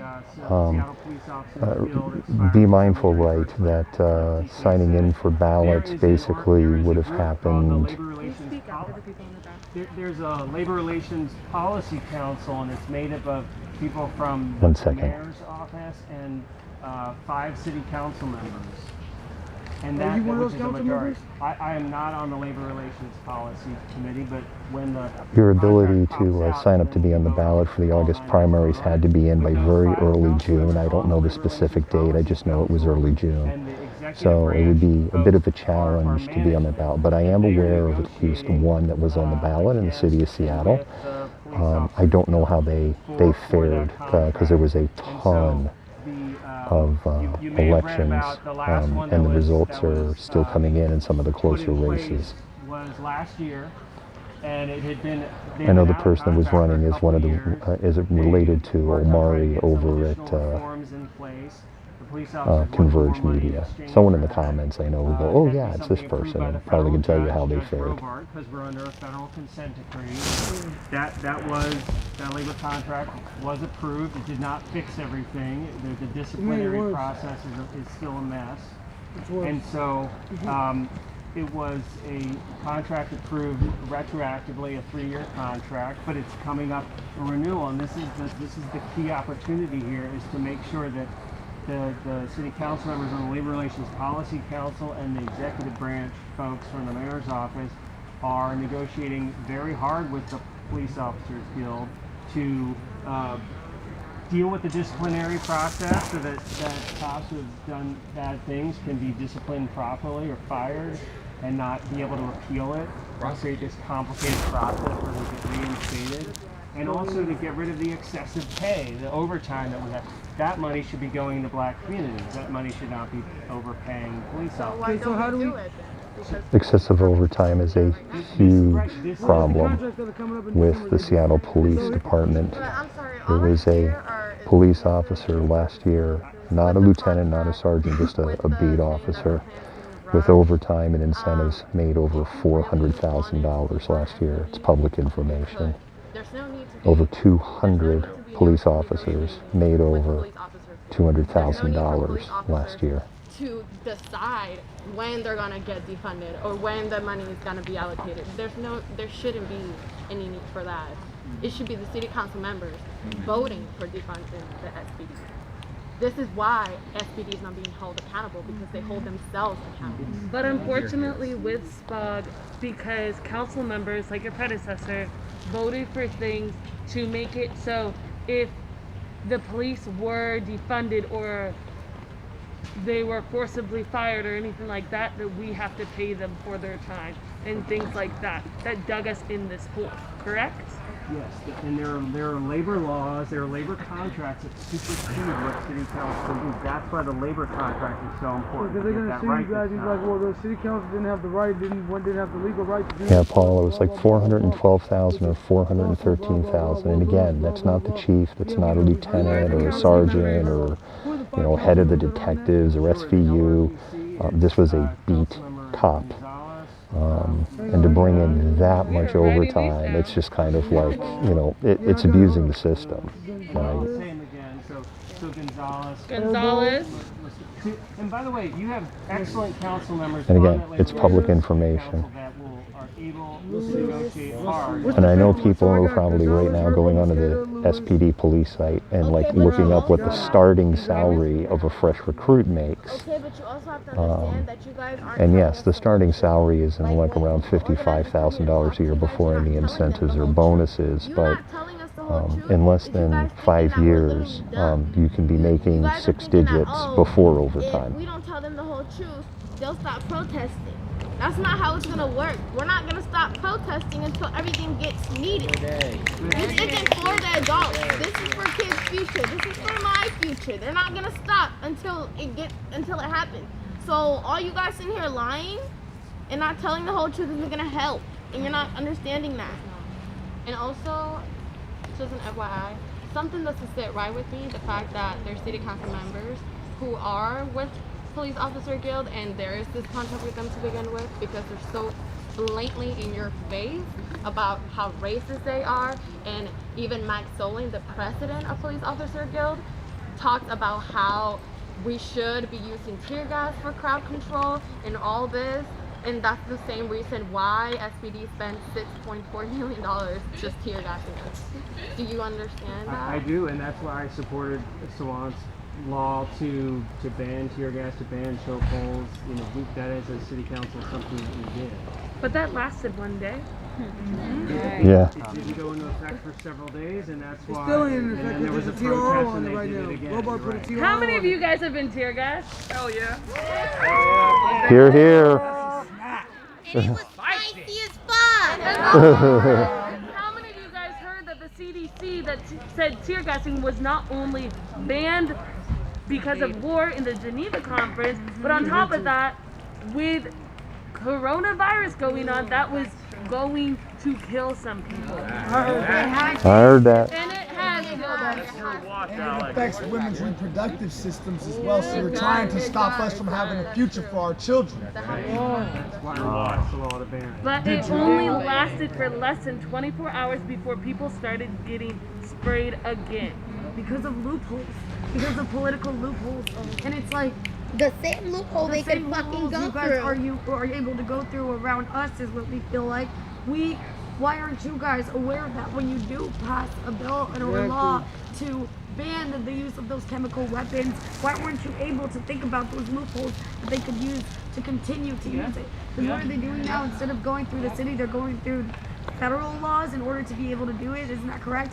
And didn't Yeah, because Robart put a TRO on it because of the decree they're under. And they said it was legal for them to use that shit. So now it doesn't go, it was supposed to go into effect at the end of the month, but the TRO is still in place. So legally, SPD can still tear gas the hell out of all of us sitting here right now for no goddamn reason, just because so they what was can. the reason of passing the law? I'm really curious. So the law takes a while to take effect, and then there was an incident where they used it before it had taken effect, and then there was a judge, there were 2 judges involved, and it was put on hold until they could get the input from the other organizations, the accountability organizations. Okay, so as a council we member, weren't happy about that. We thought the judge was wrong.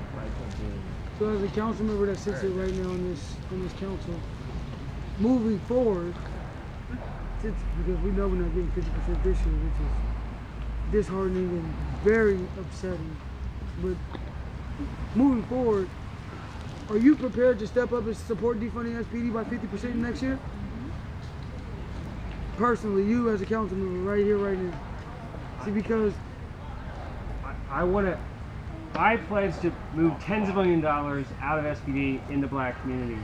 I'm not prepared to agree to a specific number because I don't, again, I don't want to be one of those councilors that said something and then didn't deliver it. That's why we need to deal with the labor contract but first. if you guys are already promising 41% for next year, which is, to do quick math, according to some people doing quick math, it's about $150 million, which there's pretty sure some categories that I have numbers that aren't disclosed yet, but you guys will get eventually in the next few weeks here, which I'm sure you'll be more than happy to share with us. Gladly. And then so I'm sure that number will go up and climb higher to about 50%. So if you're already committed to 41%, what's 9 more % to commit to? Well, that's why we're gonna have the budget process to go through this, and that's why you're gonna. That's why you need a seat at the table to determine and to determine where that money goes. So when we do get to 50% for next year, because we're gonna get there for sure. Are you gonna step up and support the majority of council members that stepped up this time and decided to defund by 50%? Because if everybody's backing it and everybody's on board, once we somebody's got to be the somebody has to. You got to be the one to step up and be like, you know what? I'm with you guys too. You can't fight this the whole way. This is literally the time you have to pick it up. If you're saying Black Lives Matter and we get a seat at the table, prove it and say yes to defunding SPD by 50%. Prove it. Because just saying it don't mean nothing. Politicians been telling us our lives matter our whole entire lives. Police act like our lives matter our whole entire lives. But we see they killing us. These politicians ain't doing nothing to stop it. So right here, right now, as a council member, I'm asking you to pick a side and prove to me that my life matters. But that's why I don't want to give you empty words tonight, because I don't want to be in a position later when that contract pops out of the LRPC and they're not getting. You're not going to be the only one to take the heat. You ain't going to be the only one. You're not even the only one taking the heat right now, because everybody else is going to get the heat too. If you look at Sawant, I mean, she's not perfect. She's messed up along the way, but she has always spoken up for Black lives when it comes to percentages, when it comes to what she is fighting for. Why are you scared of not trying to do that? So for the record, on June 8th, if you go back through the streams, on June 8th I streamed, and Shawama Sawant was speaking on the first night of CHOP, and she told the protesters there that she would support a 50% defunding of SPD, comma, that it would be almost impossible to make happen. I am understanding what Alex is saying. Alex is saying that he does not want to say he's committed to giving us 50% if he doesn't believe that we can actually get 50%. But what I want to know, and I think what TK was asking, is once we do go through that process and we're able to look at the numbers and determine what can actually legally be defunded from SPD, will you step up to be part of that support to defund SPD? Yes. Without percentages, I'm not saying percentages right now, but I need to know where you're going to be standing when we get to that point. Yes. That doesn't mean jump on board with other council members' bills. No, you present your own and you stand up on your own 10 feet and your own 10 toes. Yeah. If we were asking you to do. I feel like I did that today. I don't know if you saw what I said today at City Council, but and then we're going to go through this process in the fall. We need to get the best labor contract, and so we're not just over-promising, but we're actually delivering the dollars. You're still not answering the question that Nicole asked you. Where will you stand when it Oh, the snack fairy is here. The snack fairy is here. And we're going to hold you to that. We're definitely going to hold you to that. We are big on accountability, in case you have not noticed. We are pretty big on accountability. Again, thank you for letting me march with you tonight, and I know that we'll be talking again. I'll be talking to the leaders here again, and we are not leaders, we are regular, smuggler people. I also have something to ask, because as I'm all sure we are all aware of us protesting or attempting to protest at Chief Best's house, you have not spoken out about that incident. Or her letter released to council members. What were your thoughts on that? Because you see us having a conversation with you. You marched with us. You see what we're doing. What are your thoughts? Tonight, I mean, this is every night. Yeah, well, it's peaceful. Every night. Yeah, it's peaceful. So did you respond to Chief Best's letter? I did not respond to the letter. Well, I didn't have all the information. Will you respond now? Because I know what do you want me to say? I know that she's asking. Hey, this was if they did what I saw, I marched with them tonight. If they did. Well, you've also seen our live streams though, because you referred to that earlier.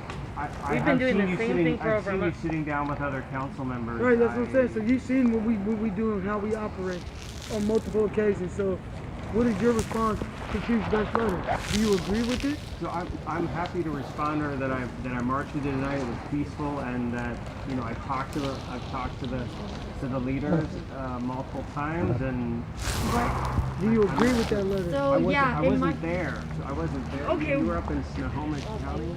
Yeah, we were up in Snohomish County. I mean, I can walk you through it pretty quickly. What happened when we were there? So we went to Snohomish County with the plan to march to Chief Best's house in the same way that we have marched to your house. The exact same way we did it. We meet at a location and we march. And we get there. We try to get the attention of the council member or the politician or the person in power. And we hopefully get them out of their home to have a conversation just like this. So we drove up to Snohomish. We reached this neighborhood that was Chief Best's neighborhood, and instantly there was neighbors coming out of their houses, driving around and asking us, what are you guys doing? Where are you going? Things like that. And they were just pretty much interrogating us.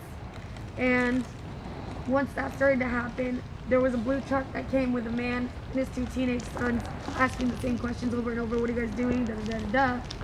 So at this point, I decided that we should move out of that area. We all thought that it was smartest, it was the best decision to move out of there and go and relocate somewhere else to congregate and then start marching. So we moved to this gravel area that was near the neighborhood. Once we got there, Diana, you're correct. We get back in the cars, we drive back to the neighborhood, and there was the same blue truck blocking the road leading to Chief Best's house, which is a dead end. There's one way in and one way out. So the same man that I had seen earlier. Some of our protesters, we got out of the cars. We were in cars this whole time, but some of our security team and the organizers got out of the cars to go see what's going on. Immediately as they walked past, Our Scott Belvin, I'll look into that, and I really do appreciate the information. I am open-minded, and I will be willing to read that information. Thank you. I really appreciate it. I think we are aligned that the Sixth Amendment is on life support at best. They also had pistols as well. When this started to happen, people started walking back. Nobody was going on anyone's property. We are very big on speaking about that. Nobody went on anyone's property. Nobody threatened any of the neighbors in any way. As speaking to this man who owns the blue truck, continued to refuse to move his truck that was blocking a public street. He tried to help this man understand, you are refusing to give us our First Amendment right to protest right now. This is a Black Lives Matter protest, and for you to stop us from doing this, you are being anti-black. This man and his wife were refusing to acknowledge that they were being anti-black and that they were refusing to give us our right in that moment. Unfortunately, they also had sons, as I mentioned earlier. They knew where we were coming to because they had their sons scope us out and go back and tell them where we were at, which is very unfortunate. Then, next thing you know, more neighbors' vehicles start showing up and blocking other parts of that road even more, so we can't get past it. Asking over and over, can you move your truck? Can you move your truck? No. So at this point, there's more neighbors showing up. It is not safe for us here. They're meeting us with weapons. We need to go. So we decided to leave this location. As we're leaving, this other man comes up and waves a full clip in our faces, puts it back in his pocket, and walks away. That is what happened in Snohomish County. Regardless of what you see or hear, that is what happened. In Chief Best's letter, we are the aggressors. We are the ones terrorizing these neighbors. She said it was late at night. I was just going to say that. It was daytime. She said that there was only white people there. Your organizers are not white. And if you would like proof of the neighbors with guns, here it is. I believe, yeah. We have video proof of everything. She said that we were all wearing Black Lives Matter stuff and had these huge scary masks on and wearing all black and wearing black masks and everything. She was wearing a sundress. I was wearing a little dress. I was wearing I looked very close, but I was I know that. I was not wearing no. So even if we are wearing all black, what the hell is wrong with that? Exactly. What the hell is wrong with that? Even all if black we are, why does that automatically black mean that we either way. are aggressive? Why are we met with guns in our faces? And then that is the letter that comes out, which that letter was encouraging those neighbors. Chief Best was rewarding and awarding these neighbors for the reaction that they gave us, which is so disappointing. Thank you. Basically encouraging vigilantes to come attack us. You And basically now- just told them it's okay. The chief of police literally just told these vigilantes that it is okay to come over here and attack Exactly. us and mess with us. That is actually true because the very next day, the organizers of this group were receiving threats of people spreading our home addresses if people want to To take send us out. arrangements. We have had to take so much precaution these past 24 hours for Literally. our safety, Literally. for our lives. I can't even go because of home. what happened in Snohomish County, none of us can go home. None of us can None go of us home have right been now. home. We can't be home. We have to stay at a safe location because of what happened there and the fact that Chief Best went and Made it clapped okay. for them. Like, She oh, they literally- saved the day. She literally said She called on it the news. successful. Yeah, on the news she said it was successful. The neighbors did what needed to be done, and it was a good job. Guns That's in not our faces, okay. Alex. And we're the aggressors. Are we aggressive? Are we being aggressive towards you? No. Have we attacked you? No. I'm pretty sure we made sure you stayed hydrated. We made sure you were safe. You're here in one piece. Literally. one's We right by walked you. you home. We literally walked you home. We made This is literally the safest barricade you will ever get home. Tammy Literally. Morales has been the only council member who has spoke up against that, and I'm asking you to do the same. When we go back to Chief Best's house, which we will, and we will be going more with a bigger march than we've ever had, Lisa Herbold, Because council brandishing member, is a also gross said she will misdemeanor in the state of Washington. Valerie, by the way, as I was saying earlier, I am very constitutional friendly in the Bill of Rights, including two-way friendly.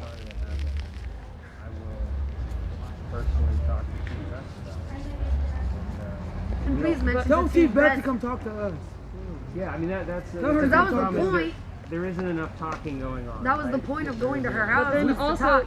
we will need you to make a statement and make sure that everybody sees it. Because Tammy Morales can't, she's a wonderful council member, but she cannot be the only one making statements. Because it is only her voice saying that it is not okay to kill us.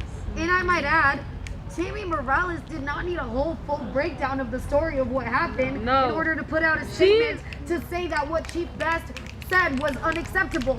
She just read that shit right away and was knew like, it was what? wrong. No. Knew it was wrong. I didn't need to call her and tell her, so listen, Tammy. So we got there, listen, this is what happened. No, I didn't have to do none of that. Automatically, she knew there is Within no minutes of reason getting that. why protesters should be met with guns. And the chief of police, who's supposed to be protecting the very people from those communities, is awarding the people and rewarding them for being aggressive. They were aggressive. They were disrespectful. They were taunting us and threatening us and still are threatening us to this day. And you need to mention that too, that after she put out that statement, we started to receive threats to our homes and our families. That is not okay. It's crazy. It's just so funny because you can take away the fact that we were there, but you literally performed an illegal action by blocking a public road. Fire and EMS couldn't get down that road if there was a fire. A neighbor came up to us and literally told us there was a fire a couple days ago. And that's why she was concerned about her neighbor's truck being in the road. And when she even walked over, the white woman walked over to ask her neighbor to move his truck, he still refused. That is anti-black, and that is a problem because not only did you literally commit a crime, you literally committed another crime by literally telling us we cannot exercise our first constitutional right. Literally, that is our First Amendment right in the U.S. Constitution, is freedom of speech, freedom to protest on public property. That is a public street, which is public property, and he should have never done that. So we're just confused on how the chief, first of all, why does the chief of police even live out there if she's the chief of police of Seattle? First and foremost. Word. Word. And what has she done for the black community that put her in that office in the first place? Let's be real, because let's all be correct here. They were gonna choose some Mexican dude or some white dude that wasn't even from Washington to fill that position. But the black community in Seattle stood up for her to be in that position. So everybody keeps talking about how they should respect her trauma as a black woman. What about ours? What about ours? Our neighbors are causing us literally. What about our trauma by your neighbors and your Here, 1 second. I have to adjust my microphone. Your command. So, apologies. Not just that. And another point that I want to make is I know someone's going to try to say it. Someone will try to make the excuse. Well, you guys block roads too. This is for our safety. Because we use these cars for our safety. We have lost people due to cars. And whenever we get a car that pulls up to us and they are seeming aggressive, they're just like, get out of my way. I'm trying to go. I'm trying to go. We move. We move. Whenever we see an ambulance or a fire truck coming, we move out of the way. Fast. So before they even try to make that argument, I want to make that so clear right now that it is not the same. It is not the same. And those people refuse to just admit that they wanted to stop a Black Lives Matter protest. They literally said they refuse to admit to that. And it is unfortunate that they are raising two sons who looked like they were in their teenage years. And that means those two sons being raised in that household with that mentality. They're taking that mentality to school, where I know there's black kids in those schools too, and other colored kids in those schools. So the opinion of these kids matters too. The way you're teaching your kids to live, the way you're teaching your kids to grow up matters. Because those kids went back in that house thinking that their parents did something good. And that is not okay. That is not okay. That is putting the black kids that go to school with them and that are around them in danger. They're literally creating school shooters. By doing that. They literally are creating the next bullies, serial killer. Those are the real bullies there.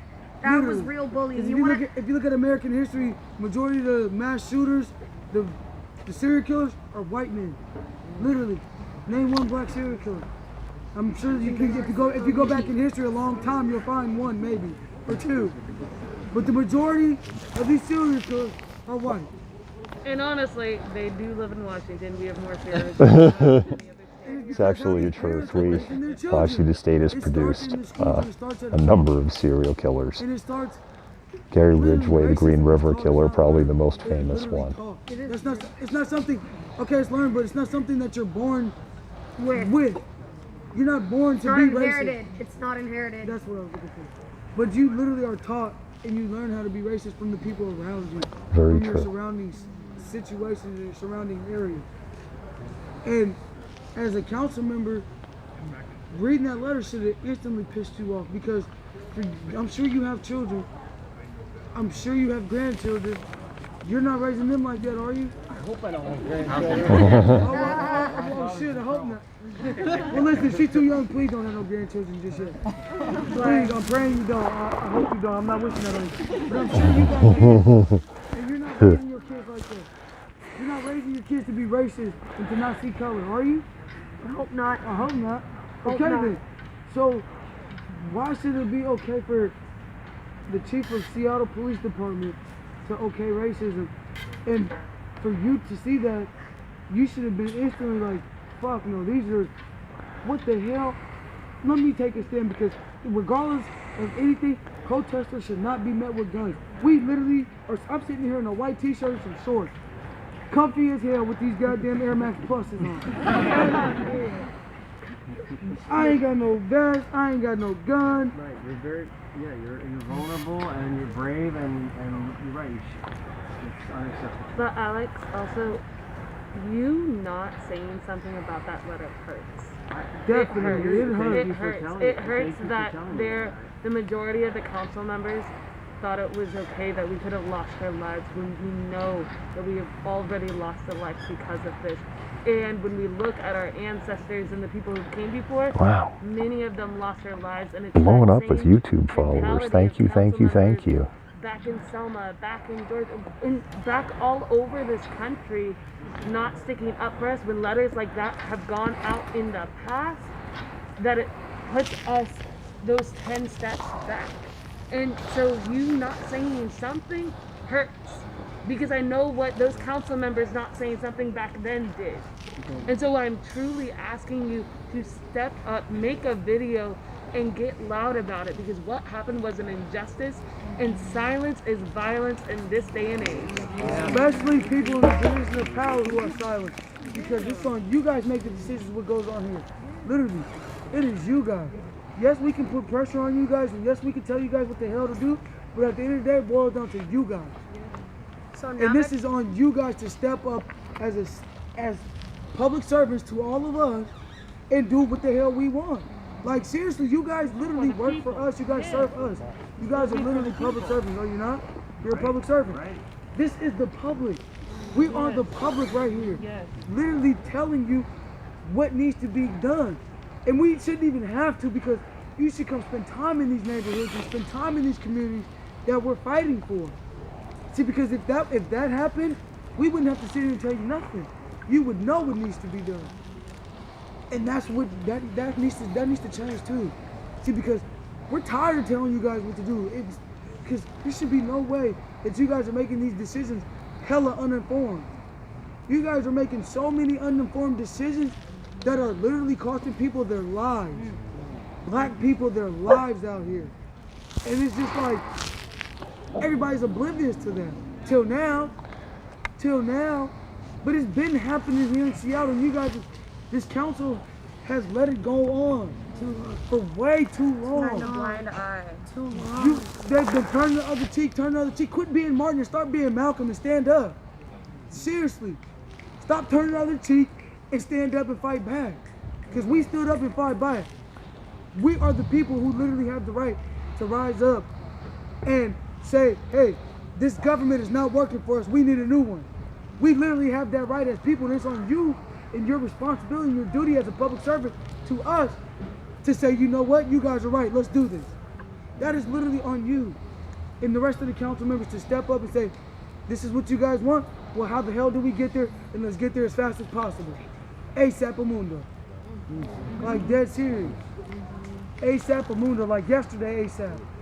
Hell, 465 years ago ASAP. Type shit, you feel me? Like, that's how fast this needs to happen. So what did you learn from having this conversation today? No, seriously. Very important for you to take. What did you learn to your other fellows? And what are you going to take to your family? What are you going to take to your fellow council members? What did you learn today? Do you mean just the discussion we were having about Chief Bass? All together. Sure. All together. If that's, Overall, if your that's what you overall want to learning talk about experience. first, we could talk about that first. Well, we want to know your overall learning experience. Yeah, I mean, I thank you for letting me march with you. It's a peaceful march. It was inspiring. You were courageous to come out here, and you were getting people to come out into the streets, and it was very moving for me. Not like we have a choice, honestly. Yeah. You know, we're marching for our lives. We're marching for basic human rights. Basic human rights. We're not courageous, and we're not vulnerable. The reason we are vulnerable is because there's racist people out there. Truth. Go ahead, finish what you were saying, Alex. Yeah. We won't cut over. What else did you learn? For those of you just tuning in, I see some people with some questions. We're live. We're in Seattle. This is a Seattle City Council member. First name is Alex, and he is meeting with a number of people involved in the Black Lives Matter movement, not to be confused with the Black Lives Matter organization. It's absolutely necessary. And the city councilmen marched with the group today through the entire march. Other council members, and something's not sitting right, or you want me to do some research on something, or whatever, you want to cross-check something, please, I'm at your service. That's what's up. That's good to know. what we like to hear. That's what's up. That's exactly what we like to hear. Feel free to come march with us again, especially to Chief Best's house. And make sure you come out to the 8 a.m. marches. Thank you. All right. We know you're one council member, but you have one. EDM stands for Everyday March. If you're just You really have a lot of power and influence amongst that EDM is Everyday March, not electronic dance music. You have a voice that counts in that room with those other council members when it comes down time to vote for stuff. You have a voice. Now is the time to speak up and use it for the right thing, for the right side of history, because 20 years your kid is gonna ask you, Dad, what side of this was you on? What side did you choose? What did you do? We're gonna be in the history books. Believe that. Listen, this is literally the biggest civil rights movement in U.S. history since 1965. So this is definitely going down in history for sure. And your kids are gonna want to know which side you stood on. And I hope that you're going to be able to tell them that you stood on the side of Black Lives Matter and you stuck up for Black lives and you proved it. I hope in 20 years you can tell your kids that, because they are going to ask you that. They literally are going to come back and watch all this footage from now and ask you, Dad, in the end, which side did you stand on? And I hope and I pray that you can tell them that you stood on this side and that they're proud of you, because that's every kid's dream, to be proud of their parents for what they accomplished. And I hope with your choices from here on out make your children proud of you in the future. That's serious. Like, I wish nothing but that for you, but I hope you really do end up on the right side of history, because this literally is the right side of history right here in front of you. Okay. Thank you for meeting with us today. Let's send Alex out with a quick chant. Defund SPD, how much? 50% at least. Where should that money go? To Black communities. Free, who should you free? All the protesters. Don't forget number 4. No new youth jail. What do we want for number 5? Jenny Durkin to resign. Whose lives matter? My right leg is completely asleep to the point I can't stand up. Like, literally.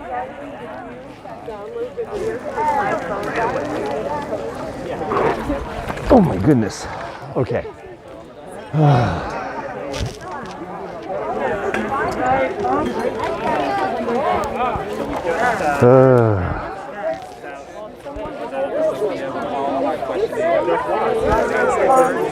Let me talk to security. I'll be back. Let me talk to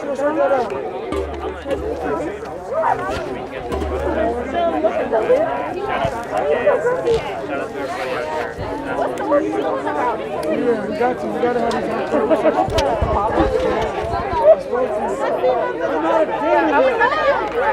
You guys are gonna have to bear with me for a minute. My right leg, completely asleep.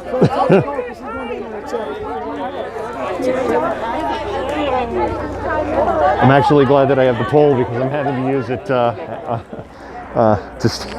to rest for a moment here.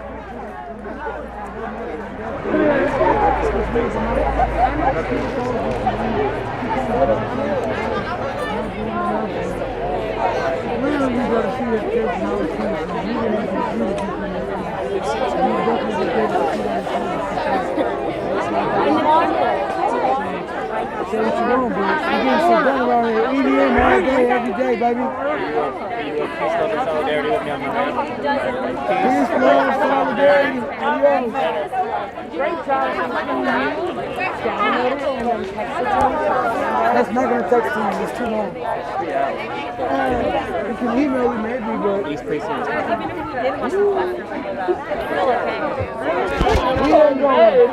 Yeah. No, yeah, don't worry. I'm gonna. Hey, TK. You say bye to Alex? How are you?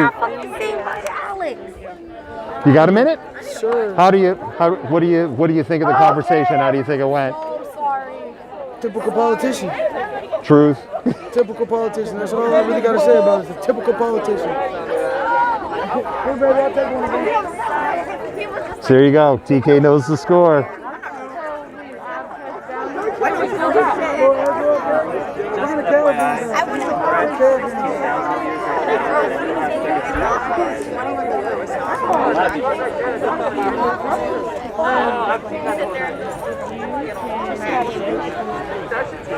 Okay, everyone, due to the late time of moving caravan back, so that means if you're in the back, hop in a car. Literally, there's so many cars down here. Make your way down. Well, this creates a problem with me with the pole, but we'll see what I can figure out. Get on the fence. We'll carry you the rest of the way. I know. Look at the way Jesse's ready. I know there is. So I guess what I'm probably going to do then is end the stream, because that's the end of the march. So let me flip the camera around, and well,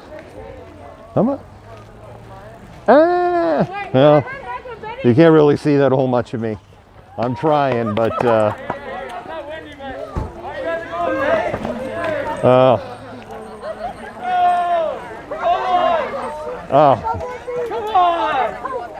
I actually was hoping I could get in here because I got the pole. Yeah, I know. That's I. We can take the pole, but we can maybe sit. Dang. Where's that at? Where's that at? Take them off and pull the stuff out. Where's that at? Okay. All right, folks. I'm going to try and figure out how I'm going to get back here, and we're going to go ahead and end the stream. So thank you everybody for watching tonight. Black Lives Matter. Support independent media. Support the Everyday March. And Everyday March tomorrow at 8 in the morning. And then again, I will be streaming tomorrow evening. However, I will not be streaming the Everyday Evening March. I'll be doing a different one.